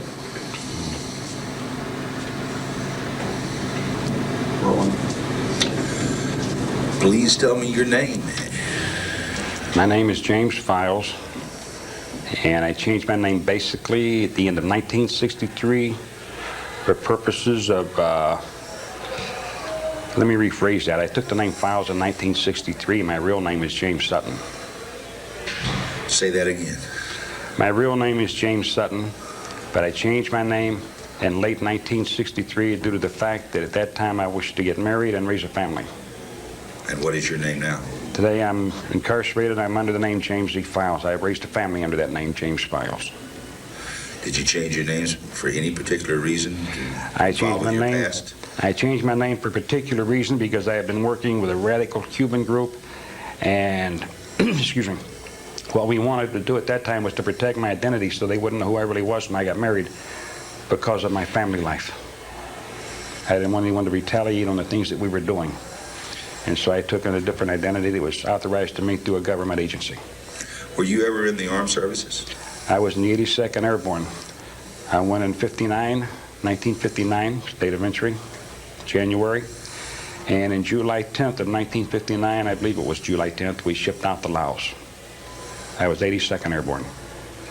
What were some of your duties? My duties at that time, we were working a special operations group to work with the Laotian Army in Laos at that time. And I was there strictly as an advisor on training with small automatic weapons, setting detonators, explosives, mechanical ambushes. And it was just a handful of Americans there working with the Laotian militia at that time. How long did you serve there? I was there through approximately 14 months. I was in Laos before I came home. You mentioned to me one time that you were in jeopardy of being court-martialed. Could you elaborate on that a little bit? I really don't wish to elaborate on that part of the court-martial. It had to do in the field, but not of cowardice. It was something that I did that the whole face of the Laotian Army. No problem.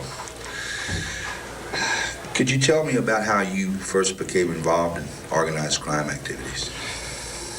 Well, at first it came as a strange way to start out, but I was racing stock cars and driving at a local track, and Mr. Nicoletti had taken a shine to my driving, and he'd watched me on several occasions, and he had asked me once if I would like to drive for him one evening, and I took him out and test drove his car that we just picked up, a brand new Ford, and he was pretty well pleased with my driving, and from then on I became more like an assigned driver to him, and I did several drivings for him on different jobs that he did.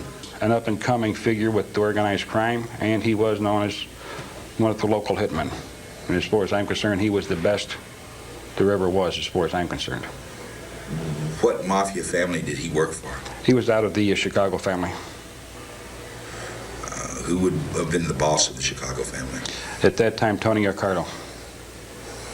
That's before Giancana or after Giancana? Tony Accardo headed it up, and then Giancana came after that. Giancana at that time was one of the underlings. I guess you might say he was one of the top lieutenants at that point. Things were handed out in different branches in organized crimes, such as someone might handle the liquor license, someone would handle the loan sharking and the booking, and someone else would handle contracts for murder for hire, anything like that. James, where were you on November 22nd, 1963?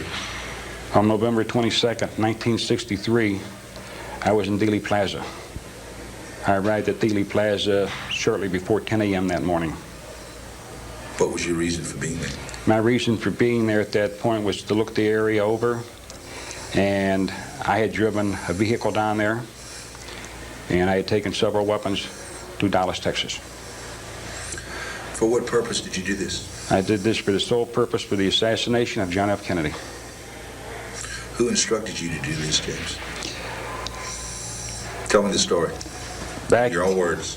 The story started back, roughly 6 months prior to that, when Mr. Nicoletti contacted me one evening, and I had met with him, and he instructed me that we was going to do a friend of mine, and it was more like a personal joke because I had never liked John F. Kennedy since the Chandler's Bay affair, which is known as the Bay of Pigs. Were you at the Bay of Pigs, too? No, I was not at the Bay of Pigs, but I had helped train several of the operatives that were involved in the Bay of Pigs. But when you say help train them, what do you mean? I have trained them on what we call it Gator Ridge back then. Some people refer to it as No Name Key. Some people call it Assassin Ridge. It was in the Everglades down there in Florida. And we worked solely with the Cubans at that time. We'd supplied them with weapons. And the weapons had come basically from the government, from the CIA. They had been heavily involved in that. And at that time, David Atlee Phillips was my controller. And so I had never liked Kennedy since he had backed out on us and we didn't give him the firepower, and I felt that we'd been betrayed. But at that point, I had never even considered killing anybody at all over the situation. But when Charles Nicoletti told me that we were going to do my friend, I thought they were referring to a local party in town. And I said, why? I said, what the hell did he do? And he laughed. He says, no, not him. He says, we're going to do John F. Kennedy, the president. And I was a little bit shocked at first, but I said, hey, fine, great, it don't matter to me. And I was game for anything he wanted to do. And then we discussed it, and then he asked me what I thought about with Johnny Roselli working with us. And I told him, I said, hey, fine, I like Johnny, got no problems there. So you knew John Roselli before that day? I knew John Roselli before that day. How did you meet him? I had met John Roselli in Miami and discussed a few things with him, and I had met him through David Atlee Phillips. And David Atlee Phillips was operative for the CIA. And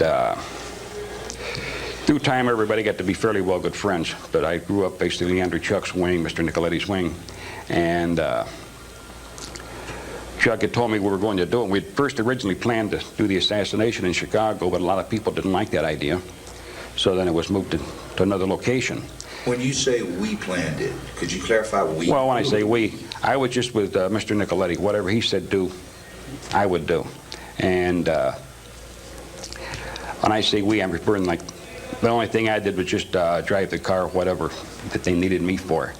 And Mr. Nicoletti had asked me then at that point when we decided not to do it in Chicago and was going to be moved to Dallas, when John F. Kennedy had decided to go to Dallas, a week in advance I took the 63 Chevrolet that we had at that time, and I left and I went down a week early. I picked up the weapons from the storage bin that we had, and loaded them in the car with everything I thought that we might need with a various assortment, and I left and I drove to Dallas.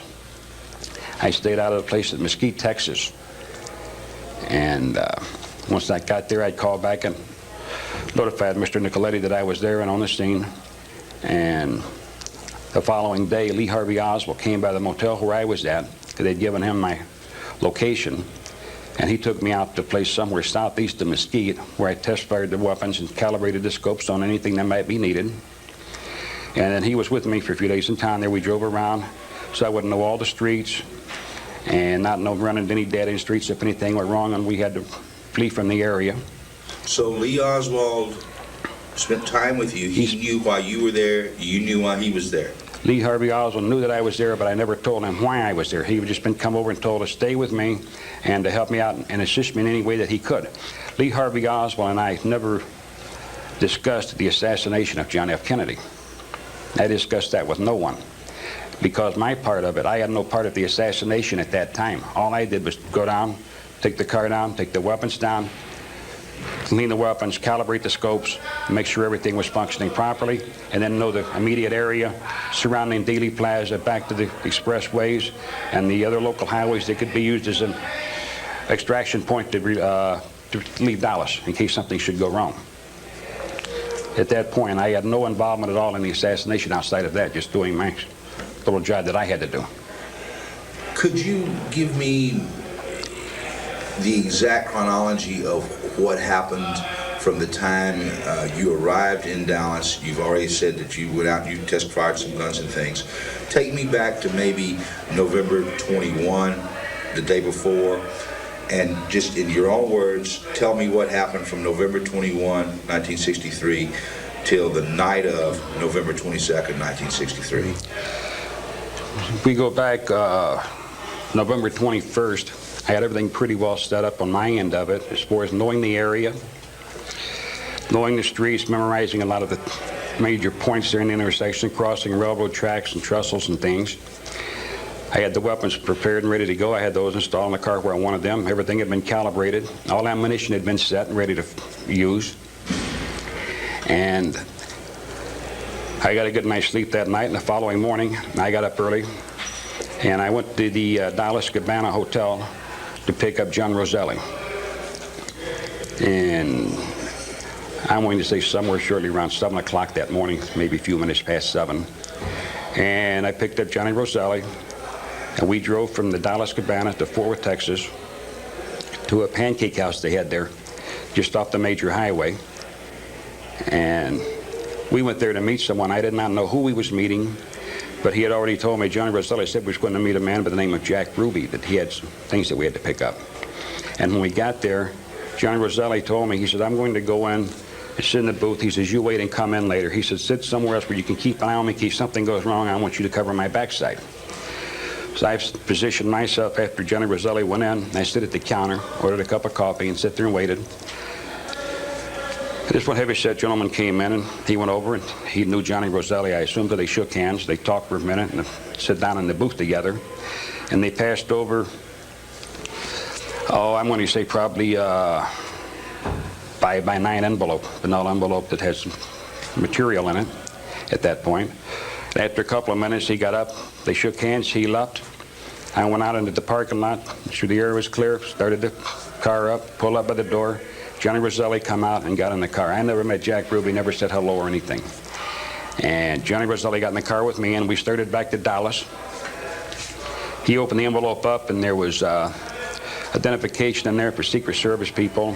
And we had a map in there of the exact motorcade route that would take it through Dealey Plaza. And Johnny Roselli said, well, they only made one change.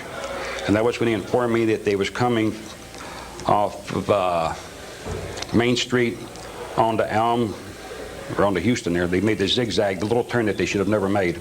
But when they made that, that was the only change in it. I drove him back to the Dallas Cabana. He went upstairs, and I waited for Mr. Nicoletti to come down. Mr. Nicoletti came down and got in the car with me, and we drove to Dealey Plaza. And we got to Dealey Plaza shortly before 10 o'clock. And from there, we parked the car. It had been drizzling rain that morning. It's kind of a cool morning out. I parked the car beside the Dow Tech building. Mr. Nicoletti and I got out and we walked up and down the complete area at Dealey Plaza. We covered every corner, walked by the buildings, looked over several different things. And we were just talking, having casual talk about one thing or another, the weather and everything. And at about 10:30, Mr. Nicoletti asked me how would I feel in supporting him and backing him up on this. And he told me I wouldn't fire unless it became extremely necessary. And I told Mr. Nicoletti, I said, Jesus, I'd be honored to do anything to back you up. And he asked me, he says, where would you, he said, or as it goes outside, if you was to be outside here, he said, where would you position yourself at in Dealey Plaza? And I told him, I said, well, I said, from looking everything over and from walking in the week that I've been down here, I said, I think I would choose up there behind the tree behind that stockade fence on the high ridge by the knoll up there. And he says, why there? I said, well, I've got the railroad yard and back up in there. We've got a parking lot there. I've got a place to where I could stash whatever I would need. I said, and I can pass off myself off as a work in the railroad yard for the time being until that time comes. And nobody would really pay any attention to me. And he asked me then, he says, where do you think would be the best place for me? I said, well, I think the Dowtech building with the new change in it, I think the Dowtech building over that building would give you the best advantage point there. And he said, I think so too. So we took a walk over, went through the parking lot over by the tracks, walked around through there, and he seemed pretty well pleased with that. And then at that point, it was about 11:10, he asked me what weapon would I choose to use over there. And I told him, I said, I would like to use the fireball. He says, why that one? He said, you've only got one shot. And I said, one shot's all I'm going to get anyway. If I wait until the last moment of firing, I may not fire. I said, and it's easy to conceal. I carry in the briefcase, and nobody will pay any attention to him, and it's easier to walk away from there. And that's exactly what we did at that point. And shortly before noon, we went back to the vehicle. I took the briefcase out and turned my jacket inside out. I went back into the yard, to the railroad yard there. I secured the briefcase. And then I hung out back there and I walked down on the grassy knoll. I looked things over. Nobody paid any attention. People were gathering. And shortly before the motorcade came, I went back up there and started securing myself in a better position so I'd be able to reach the attaché case, at that point the briefcase. Excuse me. And I knew once that I opened the briefcase up and pulled the weapon out, nobody's going to be looking at me. The motorcade would be coming, making its first turn, and I wouldn't have to remove the fireball from the briefcase until approximately they made the turn on Elm Street there. And I would have plenty of time at that point. And at that point, when they started proceeding down Elm Street, shots started being fired from behind, and I assumed that it was Mr. Nicoletti, because he was the one that was in the building, and I knew that Johnny Roselli was there. And I remember the shots ringing out, and even though the president was being hit with the rounds, I was considering it a miss because I knew that we were going for a headshot on the president. And I had known he had been hit in the body, but I didn't know what part at that time. When I seen the body lurch, and I saw the body lurch again, I heard another shot that missed, and we were supposed to hit no one but no one but Mr. Kennedy. And I guess Governor Connolly got hit with one of the rounds at that point. And I wasn't even sure of that because I was keeping Kennedy as best I could in the scope on the fireball.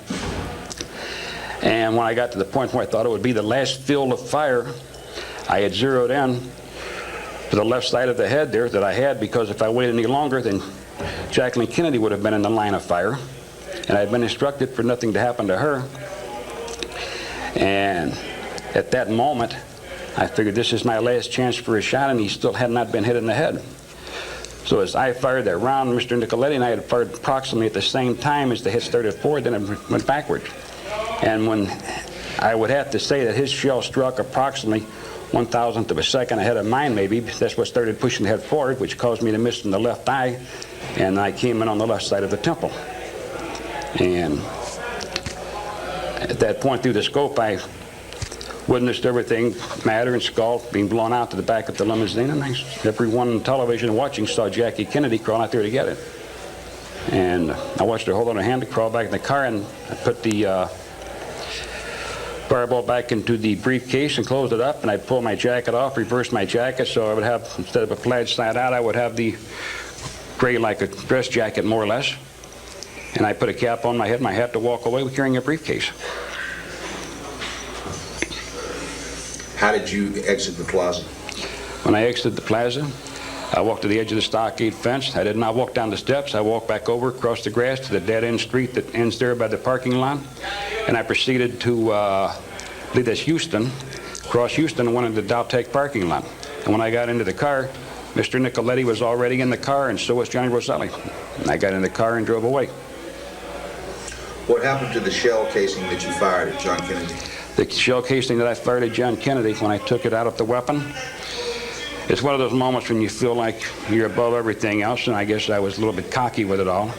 I took the casing, I put it in my mouth while I put another casing cartridge into that one. Before putting it into the case, and as I started to leave, I took the casing and I bit down on the casing to leave teeth marks on it, and then I set the casing as a symbol right on top of the stockade fence, which I know I should have never done, but I did that. And over the years, through other people, I have left certain trademarks along the way.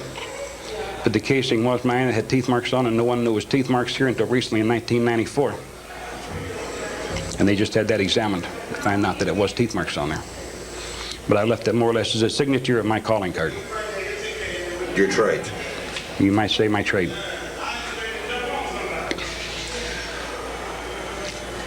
How did John Roselli and Charles Nicoletti get into the Dowtech building? That I could not say, but I would believe they went through the front door, and we had a side door that they would be exiting from, and I had parked this burgundy-colored Chevrolet there, the 63 that I was driving. I had parked that into the lot there. But when they entered the Dowtech building, I was not there. I was beyond sight, back into the railroad yard at that point. Are you sure they were in that Dowtech building? I'm positive, because I had the car parked there. They were going to come out through the doors and put their weapon. Well, Johnny Roselli had no weapon. Charles Nicoletti was the one that carried the rifle in there, and that had been secured, and he put that back into the trunk of the vehicle, and I knew that was in the trunk because it was still there when I got the motel, took it out, because that was the plan, was for him to come back, put his in the trunk. I would have the briefcase, I would slide it under the steering wheel. Johnny Roselli was sitting in the back seat. Charles Nicoletti was sitting in the right front passenger seat. I opened the door of the Chevrolet, got in, and drove out. As I come out of the parking lot, I made a right-hand turn onto Houston Street. Where did you go after that? After that, I don't remember just how many blocks I proceeded ahead, but I went, maybe 5, 6 blocks ahead to a major street. I took a left, went up a few more blocks by the expressway where there was an intersection there, an underpass. They had a gas station there. They had another car waiting there for them. They got out of the vehicle I was in. They walked across the parking lot. I never saw which way they went. I turned from there, made a right, and I headed back out to Mesquite. And I went back to the hotel, pulled into the parking lot, parked my vehicle there, secured it, went to the room that I already had rented, that I'd been in all week. At that point, I went in to strip myself, to shower. I used the hot wax to remove any resin from the skin pores. And when I finished with the details I had to do there, I waited until it was dusk, dark time. Then I went out and I removed all the gun cases that had been put back into the car, brought everything into the unit, cleaned those, secured everything. And later, as after midnight, when there was no activity, I went back out. I pulled the back seat in the car and I put the weapons back in behind the seat where they belonged, where we had a compartment for them. I went back in, went to sleep, waited till daylight. And then I drove from there back to southern part of Illinois, Old 66 there, and stayed overnight there. Then drove the rest of the way the next day into Chicago, because I had been instructed in the beginning, when I went to Texas, not to be driving at nighttime, not to be pulled over by any police officers, not to speed, and only travel during daylight hours. So there'd be no questions asked. And I had always been good at following orders. And I used the same procedure going home.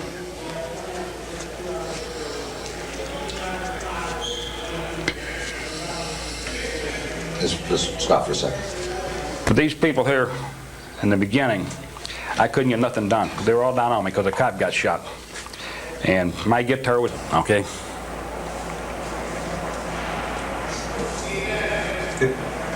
Roll.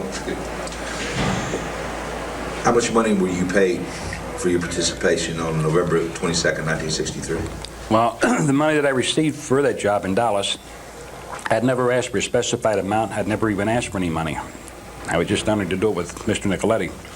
But I had received $30,000 a short period thereafter. I remember there's 2-3 weeks went by, maybe a month even, before I met him one evening. He gave me an envelope, and I asked him, I said, what's this for? And he said, this is for down in Texas. He said, you did excellent. The only thing he did, he criticized me once. He asked me, he says, when I left Dealey Plaza that day and got in the car with him, he says, don't you think you overreacted? And I says, what do you mean? He says, maybe you shot too fast. Because I know they didn't want a shot coming to front. They tried to put everything from the back side.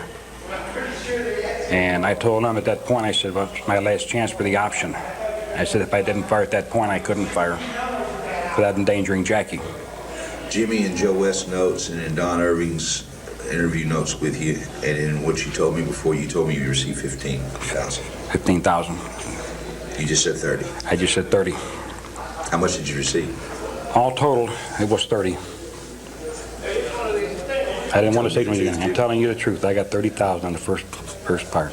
I cut it in half in the beginning at 15 because there was an awful lot of money back then, and I didn't really think it mattered that much. And I didn't really plan to tell what money I got to it until I talked to Joe on that. But the total figure was 30. Okay. I just want to clarify. I'm clarifying everything now. We've been playing straight ball. That's the only difference you've ever told me right there. Well, in the beginning, I said 15 because I didn't think it mattered that much what the amount was. But since we've been playing square ball with everything else, and I've given you everything that I have, I'm not going to go back on that part. I'm just going to give you the actual figure, and that's what it was, and I never received no more, no less. The next money I received after that was for something else that we had done. But like I say, as far as I know, that's what the money I received was for Dallas when he gave me that envelope. Because I never took checks. He gave me cash, and I usually got money every other week from him just for local work around town. When did you first meet Lee Harvey Oswald? Excuse me. I first met Lee Harvey Oswald in, God, it's back in early '63. We were running weapons down to, I believe it was '63. We were running guns down there when I first met him, and I met him through David Alley Phillips. And Lee Harvey Oswald and I had never been friends at that point or anything. We became more friends that we can Dallas together. But I had met him down there in New Orleans, and outside of New Orleans in a little town, I believe it was called Clinton down there, that I'd been taking down some semi-automatic 45 caliber perp guns. They were made, I believe, by Knoxville Arms at that time. Am I to understand that Lee Harvey Oswald was working for the CIA? Lee Harvey Oswald had the same controller that I had, David Alley Phillips, because David Alley Phillips introduced me to him. And so that means that you have worked for the CIA also? I had involvement with the CIA, yes. Can you talk about any of that? I don't wish to touch base with the CIA, and I think some of the people that you have dealt with, you recently found confirming proof of what I have told you through their knowledge and what they found out about the CIA. But I don't want to touch base or get back into CIA operations because it doesn't pertain to a lot of this other stuff. Did the CIA have anything to do with what happened in Dallas in '63? Excuse me. The CIA, someone in government organizations, had a heavy hand in it because they supplied Secret Service identification for different people. I don't know who used it, but I saw the identification that day and that morning of the assassination. But David Alley Phillips had given me the Remington fireball at that time back then, but not specifically for Kennedy. He had given me that weapon, and it had been used prior to the assassination of John F. Kennedy when we had did some other work. And I had used it, I believe that was the third time for Kennedy. Would have been the third one, whether it was used a few times since then. But at that point, I know a lot of people that knew that Kennedy was going to be assassinated, but whether they had planned it or ordered it or not, I have no idea who ordered his assassination.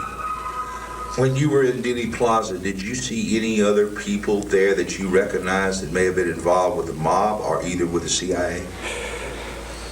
Yes, I did. I saw Frank Sturgis, and at one point I'm going to say he was probably no more than 40, 50 feet away. And again, later when I looked at him when I was farther from the yard, I was about 40 yards from him, maybe 35 yards away, and I scanned this crowd. I saw him. He was still there at the time of the assassination, and I was looking at him through a 3-power scope also. But I scanned the crowd to see if he was still there, and he was there. Anyone else that you recognized? You told me at one time it looked like Old Home Week. Excuse me, could we cut?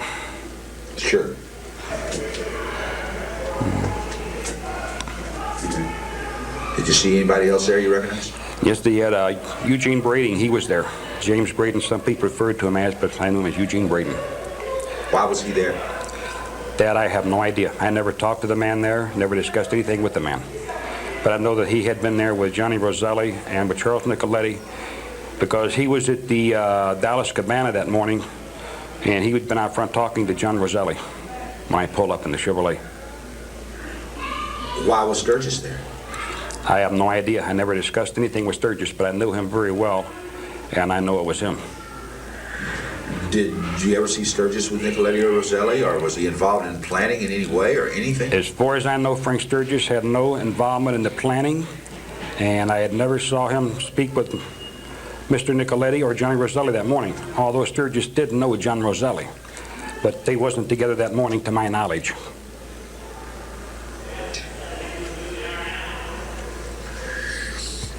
Did you know Lee Harvey Oswald was on that 6th floor, Jimmy? No, I did not know he was on the 6th floor.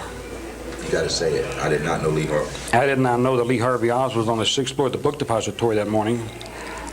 I wasn't even sure he was in the building or anywhere around because I had not seen Lee Harvey Oswald that day. Did Nicoletti or Roselli ever tell you that Oswald was part of, quote-unquote, the hit? Chuck told me that Lee Harvey Oswald was going to show me around the area down there, and that's why he had that someone had got a hold of Lee Harvey Oswald and told him where I was at the Mesquite Hotel over there in Mesquite, and he had showed up there the second day I was in town. But like I say, Lee Harvey Oswald and I never discussed anything about the assassination, even though I assume we both knew what was happening, but we never discussed it. Is there anything you can tell me about the death of Officer J.D. Tippett? I do not wish to touch base on that. I have no comment on that. Do you know who killed him? Yes, I do. Is the man still alive? The man that killed T.J. Tippett is still alive. He was alive as of 3 years ago. I haven't talked to him in the past 3 years. But Lee Harvey Oswald did not kill T.J. Tippett. Because the man that killed the police officer that afternoon had come by my hotel and told me, he said, things got messed up today. He said, and I killed a cop. And my remarks to that was, well, you did what you had to do. And he left shortly thereafter. So then there was one other person that was part of the team other than you and Nicoletti and Roselli? The person I'm referring to now was not a part of the team to assassinate John F. Kennedy.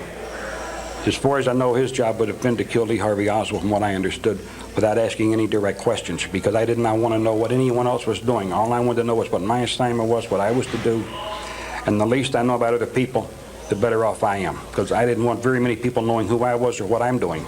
Would you have known who would have given him orders to kill Officer Tippett? No, I would not, because that contract would have come from a different source.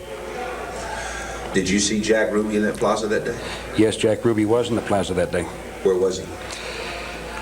At one point, he was standing on the same side with his back to me from the grassy knoll, down close to the sidewalk. But I didn't watch other people in the plaza that day. I scanned the crowd. I just seen a few faces. But I was solely concentrated for the few moments that I had the weapon out looking through the scope. I was concentrating on the primary target. And when that was over with, I wasn't looking behind me to see who was coming or who was running. And I remember when the shots had been fired and it was all over, nobody responded immediately. I don't care how fast they say the police acted. People were stopped, they were stunned, including the police officers. And the police officers on the motorcycles, it took them, I'm going to say maybe 10 seconds before they even responded to what was happening. It's like everybody was waiting for someone to tell them what to do. And at that point, I started to walk away. There had been a couple of people in the vicinity that I was in. I'm going to say probably 15 yards in front of me, close to the edge of the fence where I was at. And I was about 15 feet from the end of it. As I was walking away, the police were running up the grassy knoll and other people, and I know these two men were turning people back. Who they were, I don't know. I didn't bother to turn and look back. I kept walking away. Did you notice a man dressed in a suit and tie, and I believe he had a hat on with a camera, sitting up on the pergola? No, I did not notice him. I'm talking about Abraham Zapruder. Yeah, I did not notice him. I was still walking. But if I would have seen someone making my picture at that point, I don't understand what my reaction would have been. I know after I'd put the fireball away, I know I had a Colt 45 inside my pocket on the left side of me. My briefcase was in my right hand. And I was prepared to shoot my way out there if it came down to that. There was a picture made of you behind the fence. It was taken by Mary Mormon from across the street. You probably couldn't see her. Does that surprise you? Yes, it surprised me because I really figured everyone who had cameras would have been pointed at the motorcade. Because when I pulled my weapon from the briefcase, at that point, there's nobody standing down there looking at me or looking up at the knoll. Everybody is waiting for the motorcade to make the turn to come down through there, and everyone's exciting, and the uproar and the people murmuring, the noise is louder at this point. And like I say, there's no one looking behind them. Even the security and the police officers that are situated through the crowd, there's nobody looking at areas, there's nobody looking at rooftops, there's nobody looking at windows that I could see. Everybody is concentrating strictly on the motorcade. I have a picture of you standing behind the fence. Will you autograph it for me someday? Someday. Okay. But not now. I understand. I had to ask you that. Okay. What type of shell was in the fireball that you fired? Could you tell me about the fireball? The fireball was designed basically in early '61, manufactured and produced. A few production models came out in '61 and '62. But the barrel was too thin and they kept exploding on us. And finally they got the barrel redone and rebored to heavier, the material. And from originally it went from a .221 to a .222 caliber, which is nothing but a .22 shell over-exaggerated and expanded for higher velocity. But what it fired was a .221, and it's called the XP-2100 Remington Fireball, but it took a .222 casing. And it's a single-shot, bolt-action pistol, scope mounted on it. And it was a pistol that was actually way ahead of its time. If you used to see one, I don't know if they're going to show you a picture of one or not, but it is a very beautiful handgun and one of the most elite pistols I believe ever manufactured. Although a lot of your people like 44 Magnums and everything else and 357s. At this point, I prefer a smaller caliber for something like that because at 100 yards, the gun is very effective. Because most people take a pistol to be only good for 30, 40 feet. And something that you would use in a room, but a Remington Fireball is more of a modified cut-down rifle. It shoots a regular shell? Or? .222. It's .222. It's a lot longer than your average .222, or excuse me, it's a lot longer than your average .22 round that you'd put into a .22 rifle. And it's a special casing, and you could not fire this through a .22 rifle, through a .22 caliber. But now, correct me if I'm wrong, the Remington Fireball XP-100 will fire both .221s and .222s? Yes, it will. It takes some sort of modification, though, to fire .222. What exactly does it take? The barrel had to be reinforced. If you didn't have the barrel reinforced, the barrel could possibly blow up in your face. Did you shoot a regular shell in it, or was it some sort of loaded or modified shell? Or I shot a .222 with a mercury load in it. We used a mercury load. The .222 was designed to fragmentate. But what a lot of people didn't realize at that time, because the gun was still in the early production model and didn't go on sale to the public until 1963, but the .222 had a habit that would ricochet if it didn't get a direct hit. And we couldn't afford for something to ricochet. So that was why a friend of mine had made special rounds for me at that time, and I had taken 6 rounds with me down there. And wherever you hit at, if you got any type of bone structure, the round would fragmentate and explode. And the round would be traveling at approximately about 3,100 feet per second, which meant you would get penetration then explosion. But without the mercury load and I did not get a direct hit, there's a strong possibility that it would ricochet, and I would not have time to reload and fire a second shot. Who gave you the orders to shoot John F. Kennedy? Charles Nicoletti that morning at 10:30. And we didn't know if I was going to shoot it or not. I was only in there as backup in case something went wrong or they missed. Do you know where Mr. Nicoletti got his orders? He got his orders from Sam Giancana. Would you have any idea where Mr. Giancana got his orders, or if he even got an order? I would have no knowledge of that whatsoever. Would Tony Accardo have been involved? If Sam Giancana handed something out, I would say yes, that Mr. Tony Accardo had to be involved. Would any of the other families would have been involved? Or do you have any way of knowing? I have no way of knowing. But I don't believe this is something that Mr. Giancana would engineer on his own. So word had to come from somebody who approached those people. I have no knowledge. I could only go back to the point of Mr. Nicoletti, Johnny Roselli, and myself at that point. and Lee Harvey Oswald on his part, showing me around the area, letting me know the major roads there and where I could go out and test fire a weapon. Has anybody paid you any money for this interview, Jim? Nobody has paid me any money for this interview, and I've asked for nothing. Why are you telling all of this? Why are you coming forth with this after 30 years? In the beginning of this, Mr. Joe West, he got a lead on me and came to me. First he wrote me a letter. I denied any knowledge of it. Told him he had me mistaken with someone else. And they had been calling the institution. The counselor came one day while I was on visit and wanted me to call somebody on the phone. I told him I'm here 365 days a year. Don't bother me while I am on my visit. They can talk to me some other time, or you can talk to me anytime you want to, because I'm locked up here. And the following day, they got me out of my cell and said they wanted me to call Mr. West. And at that point, I called Mr. West, and I told him at that time, I said, Mr. West, you have approximately 3 minutes to convince me why I should even talk to you. That's exactly what you said. And those were my exact words. I heard the tape. And Mr. West started talking to me on the phone, and he started touching personal points. And the phone calls in the prison are all recorded. And I told him, I said, whoa, stop. I said, Mr. West, if you wish to see me or talk to me, come see me. I don't want to talk on the phone no more. Mr. West immediately, therefore, came to visit me. The first day, him and I sit and we talked basically about weather, sports, about a lot of other things, because I had refused to discuss the Kennedy assassination with him. He came back the second day. I felt more comfortable with him. And he explained to me that he was getting the case reopened, and he was taking it back to trial, that he wanted JFK's body exhumed. He had the petition for exhuming the body. And so he wanted to have me subpoenaed to testify in court if he could get the trial or get the case reopened. And excuse me.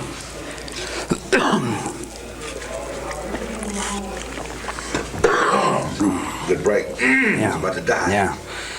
Okay. At this point, I told him, I said, if he could get me immunity, I said, I can't talk about it for the simple reason I'll be facing criminal charges. And he told me that he had an excellent attorney, and what they would do is they would try to proceed to get me immunity so that I could come forth and talk if I was subpoenaed. And at that point, we said we talked for a while, and I agreed that I would testify and come forward if they got me the immunity. Things didn't go accordingly as planned, and I don't know how to say a lot of it, but the government went around the proper parties, and they came to visit me, and we had a situation that I don't want to touch base on at this time, and my life has already been threatened over this whole mess, and I'm giving this tape right now, and I don't want to be identified at this time, but I'm not coming forward for any patriotic causes, but I'm coming forward on it because of Mr. Joe West himself. Who has threatened you, Jim? I have been threatened by both organized crime and by the government. Can you identify the people of the government who threatened you? I wouldn't do that because I've never given up anyone in my life, and I won't start now. If they wish to kill me, then I have to accept the fate that comes with it. But I will not finger point anyone or anything like that at this time. Has the FBI been here to visit you? Yes, the FBI was here to visit me. And the FBI has tried to discredit me on a lot of things. But people that you have conversed with that has things, and I've given you information, not to put anybody in prison, I've given you information on special operations that was carried out by the government that no one could have possibly known about outside the agency itself, and I believe that you have corroborated my story on several different aspects. Do you know anything about the death of David Ferry? Yes, I do, but at this time I do not wish to discuss that.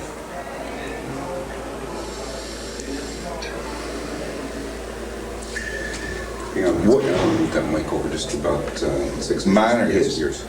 Which way do you want to go? To the left. My breath is getting it now. Just move like that. Stand if you would. Like that? Just to hear more. When we start talking about people dying, we're talking about murder, and we're talking about a crime that has no statute of limitations on it.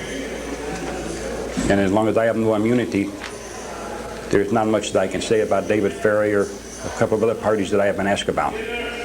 Well, then obviously you know who killed David Ferry. Obviously, yes, I do know who killed David Ferry. He died of a cerebral brain hemorrhage, but the cerebral brain hemorrhage was brought on in a specific way. And if they was to examine, they would find out, and I have already stated at one point where the tear in the tissue became after the cerebral brain hemorrhage. And I've waited for somebody to confirm that. I'm working on it. What's your really inner feelings about all this, Jimmy, as a person, as a human being? As a person, as a human being, I just want everybody to forget about me, put it all behind me. I'm sorry anybody ever caught up with me or found out who I was or what my involvement was. Why did you open up to Joe West? Joe West is the type of person, you have to meet him and talk with him to really understand a man, but he's somebody that, it's just somebody that you like and you respect and you're willing to do what you can to help him. And I've given Mr. West more than I've ever given anyone else in my life. And why? I don't really understand, except he's just that type of person. He has a magnetism about him. Joe West is a great man. I knew him a short time, but the time that I've known him, I felt like I knew him all my life. And there was only two other men in my life that I really treasured or valued. One was Mr. Nicoletti, and the other man is still alive, and I can't use his name. But he's in his 80s. But he's a wonderful man, and I would do anything either one of those men ever asked me to do. And when I say anything, I mean anything and everything. Do you have any remorse about what happened in Dallas in November of '63? It's hard to have remorse for something that has been done for so long ago, and at that time everyone felt was right. And if I didn't like someone, how could I have remorse for someone that I didn't like? So you felt personally that Mr. Kennedy should have been taken out? Oh, I felt that all along. But my reasons was specifically because of the Bay of Pigs. But me and a lot of other Cubans felt that way. Because we felt betrayed. By John Kennedy? By John F. Kennedy. We had airborne waiting to go in. We had battle wagons ready, and they got no support whatsoever. They got slaughtered. They went to prison. They were captured. They were killed. They were punished, tortured. That's because Mr. Kennedy the president wouldn't give his word to go. And all he had to do was give the authorization. And the Cuban deal was all over. It was ours. But he took it from us. He had the power to say yes or no, and he said no. He vetoed it. Did you ever know a man named Richard Helms? Yes, I did. Deputy Director of the CIA. Did you ever know a man named Allen Dulles? I knew who he is, but I never met him personally. Did you ever know Antonio Viciani? Yes, I did. I consider him to be a good friend of mine. And to my knowledge, Antonio Viciani was not involved in the assassination of John F. Kennedy. Whether he had knowledge or not, I do not know, but I know he was heavily involved with the CIA and many other operations, certain groups, from the old White Hand all the way through Alpha 66 to the different groups we had. Was Mr. Helms involved? Mr. Helms knew about the organizations, but Mr. Helms gave me no directions direct from that. All my directives came from David Atlee Phillips, because David Atlee Phillips was my controller. I understand that it's a serious question, and I know you've already answered it once, but I just want to try to say it again. Do you have any knowledge at all of the CIA participating in the hit on Kennedy? The CIA never once told me that they were going to kill Kennedy. I never heard it from David Atlee Phillips or anyone else. Do you know how Charles Nicoletti got to Dallas? I do not know how Charles Nicoletti got there except for flying on commercial airlines. Johnny Roselli flew in, I know specifically, on a MATS airline because he told me. On what kind of airline? MATS, Military Air Service. MATS is Military Air Transport Service, is what it stands for. We call it MATS. Could you give me a full sentence on that, Johnny Roselli? Okay, Johnny Roselli, the morning we were going to Fort Worth, he told me, he said he was in Washington. He said, I was in Washington yesterday. He said, I got lucky. I said, what do you mean lucky? He said, I caught a MATS fly it out. Well, for people who don't understand MATS, that's Military Air Transport Service. It was a military fly-it, and allegedly, like I say, I don't know who flew the plane. Johnny told me he was on it, but he said he was being flown in by the CIA. He said they flew in there. And basically, that's all I know of. And whether they had a flight going there or not, I don't know what that flight was all about. I never had knowledge, and I never asked people what they're doing or where they've been or any questions. I've always lived my life believing in silence. I believed in not knowing what the other man is doing. If you're doing something wrong, don't come tell me what you're doing, because I don't want to know in case you have a problem later. And I live that way here in prison. I have prisoners come up and tell me, we've got this coming in, we got that coming. I tell them, man, I don't want to know part of it. I don't want to know what you're doing. Don't tell me, because if you get snitched off, I don't want you thinking it's me. I recall that you mentioned, you want to take a pause and drink some water a second? Okay. I'm going to ask you about that package. You go ahead and holler when. Anytime you're ready. Tell me in your own words about the package that Mr. Nicoletti gave you after this. After many, many years, several years, we started having a small problem. Things were arising. And we had the Senate Intelligence Committee was calling people back, the Warren Commission, everybody had been involved in a lot of things, and we're getting a lot of static. And at this point, I'd kept myself totally obsolete, local, out of the highlight, the spotlight. The only two people that knew I was in Dealey Plaza that day for sure was Johnny Roselli and Charles Nicoletti. Why do you think that is? Well, we never went around telling people what we'd done. If we went out and we did something, or we popped somebody, or made a hit on them, whatever you want to call it, we didn't go sit around the tavern and brag about it, or we didn't go down to the local restaurant and talk about what we'd done. So as far as Sam Giancana knew, Charles Nicoletti was the man who did the shooting. That's all he knew. He knew that he was there, and whether he knew Johnny Roselli was there or not, I don't know, but I would say yes, he knew Johnny Roselli was there. Start that sentence with the only thing Sam Giancana knew. As far as I know, the only thing that Sam Giancana knew for Dealey Plaza that day was the part of Charles Nicoletti and Johnny Roselli. Because Sam Giancana had never discussed it with me. Only Charles Nicoletti and Johnny Roselli and I admit to that point. Because we kept a very tight circle, and we always felt the less people know, the better off we are, the safer we are. And as the years went by, Sam got killed, I believe, in June of 1975, Sam Giancana. He was killed at his home in 75. Charles Nicoletti, Johnny Roselli was next. He was killed, I believe, I don't remember the exact date, but I know it was September, I believe, of 76. And Charles Nicoletti, I remember that date because him and I were very, very close. And he wasn't supposed to go out that night unless I was with him. But he was killed at a restaurant in the west suburbs of Chicago at a place called the Golden Horns. And he was executed there that night. And that was on March 29th of 1977. Do you know anything about what happened to those three men or who might have done them in June? Well, on who killed those men, I do not know who the actual man was that killed Johnny Roselli or Charles Nicoletti. But the night that Sam Giancana was killed, I know that Johnny Roselli was in town that night. And I know that him and Sam Giancana was very close. And I figure he was probably the only one that could get into his house at the time of the morning that Sam would let him in.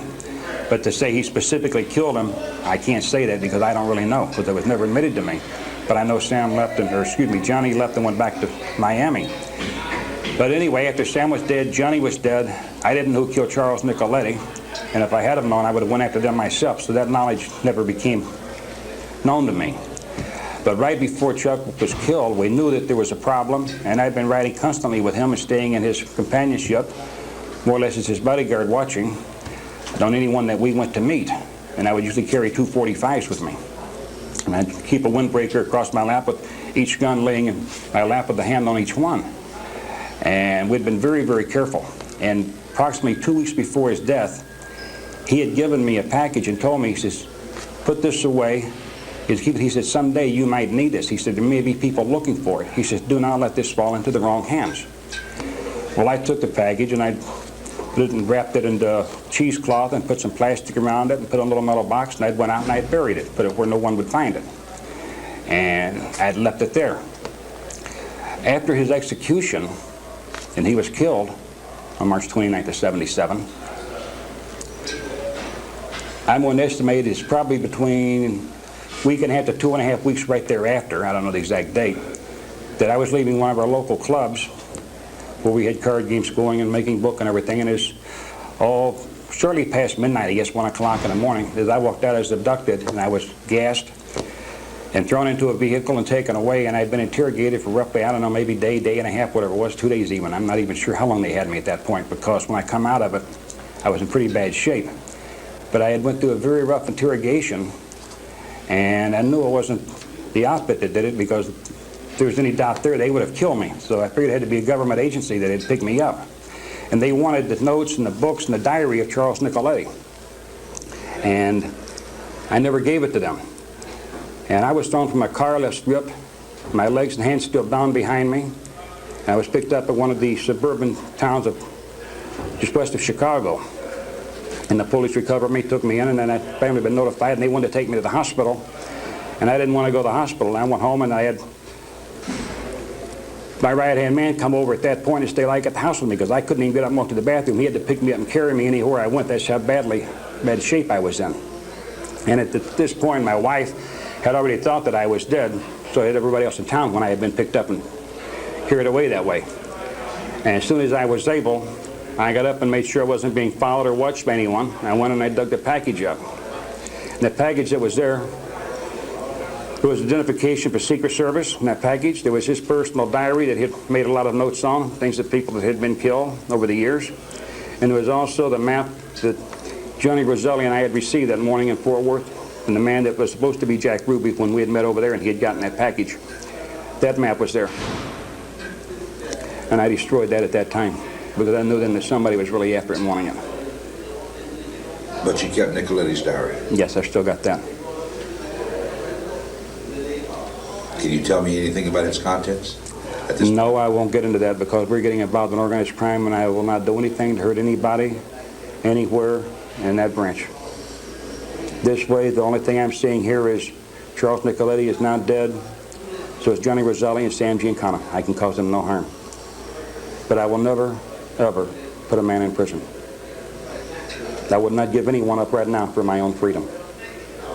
And that's how I stand. And that is how I will live by it, and I will die by that standard. Jimmy, you lived around death and crime all your life. How do you feel about death? How do I feel about death?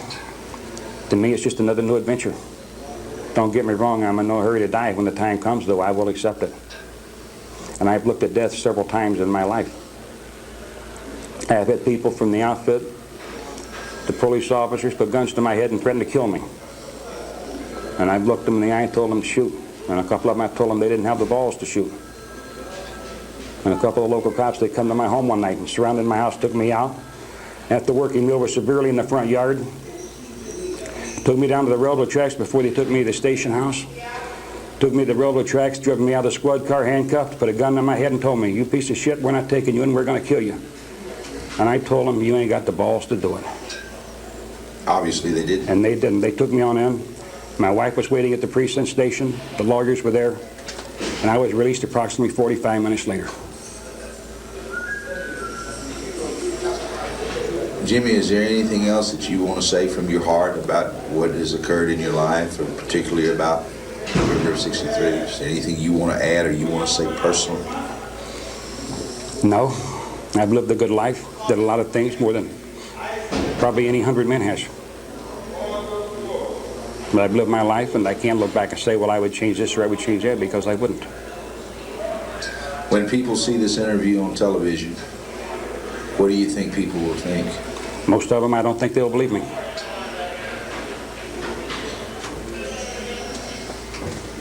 How do we know it's true, Jimmy?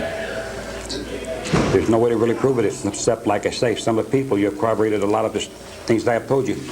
You've had people corroborate it, and everything I've told you so far, it's been there. It could be backed up and checked in the files from the CIA to the FBI. And I want to clarify one thing. I've given you nothing on organized crime, on anything they've ever done. And I will never do that. And I am not a member of organized crime. I have never been a member, but I've had a lot of close associates with organized crime. Where were you born, Jim? Excuse me, cut. Just let it roll, we're okay. I was born January 1942, Alabama. You're a Southern boy? Southern boy. But I was taken from there at a very early age, and I grew up as a child on the streets of Chicago. And I love Chicago. I grew up in an all-Italian community. When we first moved in, I was the only kid on the block that couldn't speak Italian. Everybody spoke Italian. Hardly anybody spoke English. But I ran with them. We finally started communicating, and I would live in their homes with them, eating stuff that I had never even seen or heard of, and they would come to my house and eat things that they had never heard of, such things as black-eyed peas, cornbread, biscuits, red-eye gravy, and things like that. And to me, I loved the pizza, and I loved the pasta, the meatballs, and everything. I thought it was great. So it was something that we shared, and we all got along good. In the beginning, we didn't get along, but after they beat me up a few times and found out that I couldn't be discouraged and I kept running back to them, we finally got to all be good friends, and we grew up together. And as a child, as a kid, I don't think I was probably more than 10 or 11 years old. I remember on Saturday mornings, I'd be sitting out front of the deli, and one of the old-time gangsters used to come along, Guy Cerrone, great man, come up in this big old black Cadillac, and me and my little Italian friend would be out there, we'd be shining the hubcaps on his car and wiping it down with our big towels, and then he'd come out, he'd usually throw us a $5 bill. And back then, that was a lot of money. And we thought we were really somebody just because we knew those people. And as we grew up, and we started getting into more trouble our own self. Is that how you more or less got involved in working with them? That's how more or less people knew that when I got caught, I didn't tell on nobody. And I had a good name for being stand-up around town, even early as a kid growing up as a teenager. Wild, driving fast cars, riding motorcycles. I had my first car, I think I was just turning 14. Did Charles Nicoletti know your background in warfare and in shooting? And yes, he did. Because after say it by starting with Charles. Charles Nicoletti knew of my background. He watched me around town as time passed by, running around the cars and stuff. He knew I had been into the service. He knew I was familiar with weapons. And I came back from Laos. I did 90 days in the hospital, being evaluated.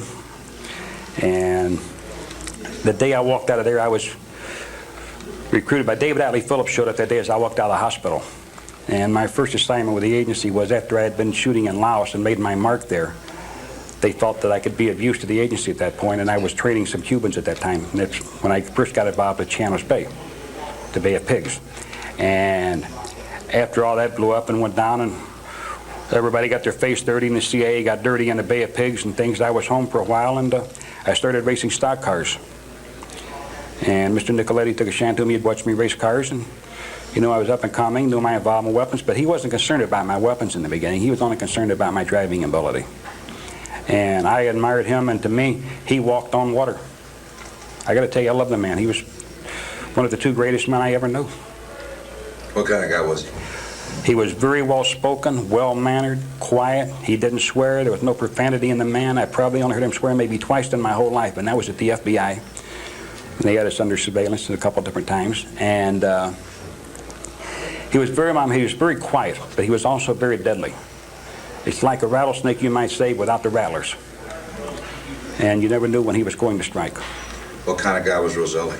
Roselli was, he was flashy. Did a lot of talking. He talked too much. They used to bother me. But he was one of those guys, he liked to flash. He flashed the money. He dressed nice. Mr. Nicoletti dressed nice also.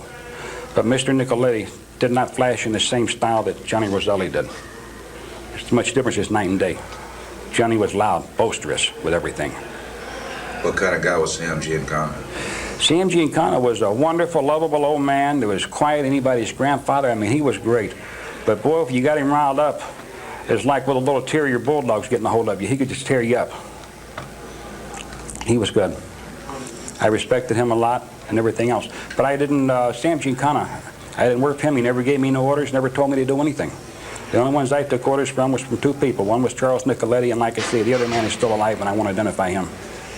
What kind of guy was David Atlee Phillips? David Atlee Phillips was a cool character, very good-natured.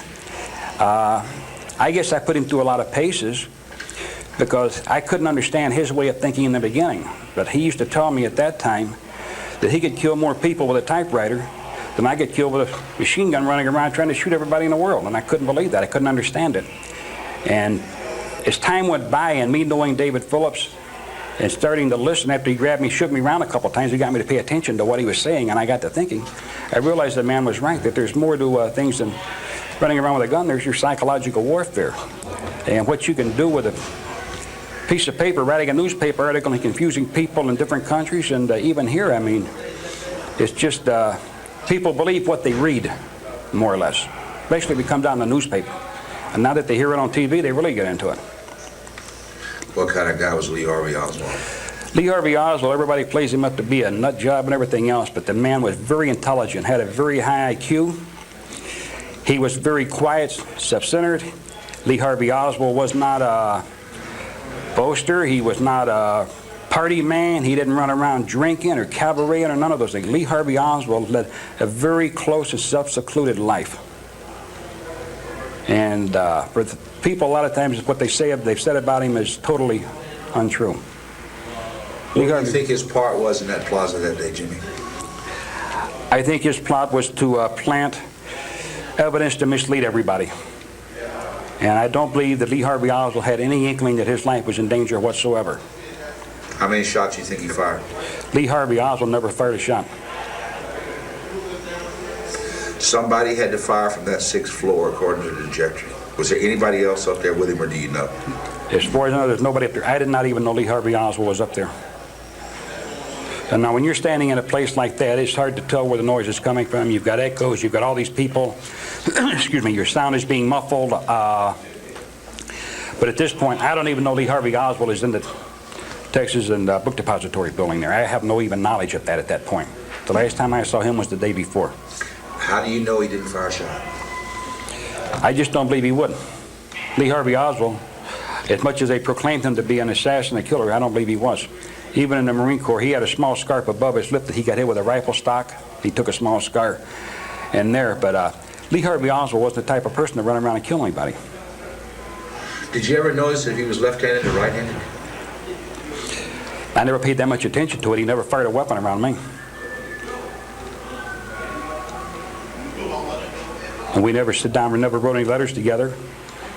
When he drove, they say he couldn't drive, but Lee Harvey Oswald could drive. He didn't have a driver's license maybe, but the man could drive. Hell, he drove military trucks even.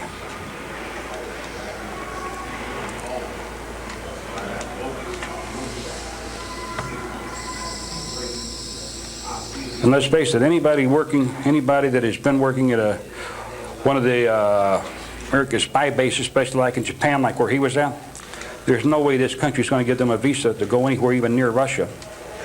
And they photograph every man going in and out of the embassies in Mexico. All your embassies are watched. We watch them, they watch us. Back then, yesterday, even today, they've never stopped watching each other. Nobody runs into the other embassy without being spotted right away. They're under constant surveillance.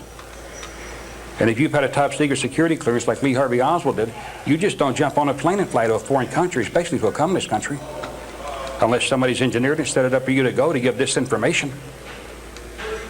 Why Lee Harvey Oswald went to Russia, I'll never know. And personally, I never asked him when I knew him.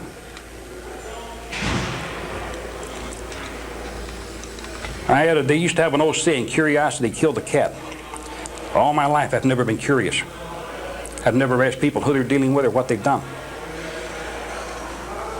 What do you feel about your place in history? I don't even want to be remembered in history. Why? For what? I'm nobody. Who am I? I'm nobody special. I did a lot of work. You're the man who killed John F. Kennedy. Not necessarily. I hit him in the front. He was shot in the back also. I was just one of the two men. But other figures have been killed. Other political people in other countries have been killed. We've had gangsters killed in this country. I never chose the people to be killed. Somebody else elected John F. Kennedy to be killed. Whether it was a politician to be killed or whether it was a mob figure to be killed. I never chose the figures. Somebody else said they was wrong, said they did wrong. Just followed the orders. To me, it was like taking out the garbage. That's a good line. Did you think, or have you ever thought about the fact that if you hadn't fired that shot, that Oswald may still be alive? Or Tippit? Or does it matter to you, Jim? That doesn't matter to me, but as far as that goes, if I hadn't have fired the shot, Kennedy would have been killed anyway, because the last shot from Nicoletti caught him in basically the left side of the skull and the back to push the head forward. So, basically speaking, he would have been killed either way. But I had waited till the last point for fields of fire for me before Jacqueline Kennedy would become in the line of fire. If I don't take it at this point, I'm losing my last chance for field of fire. Then I don't fire at all.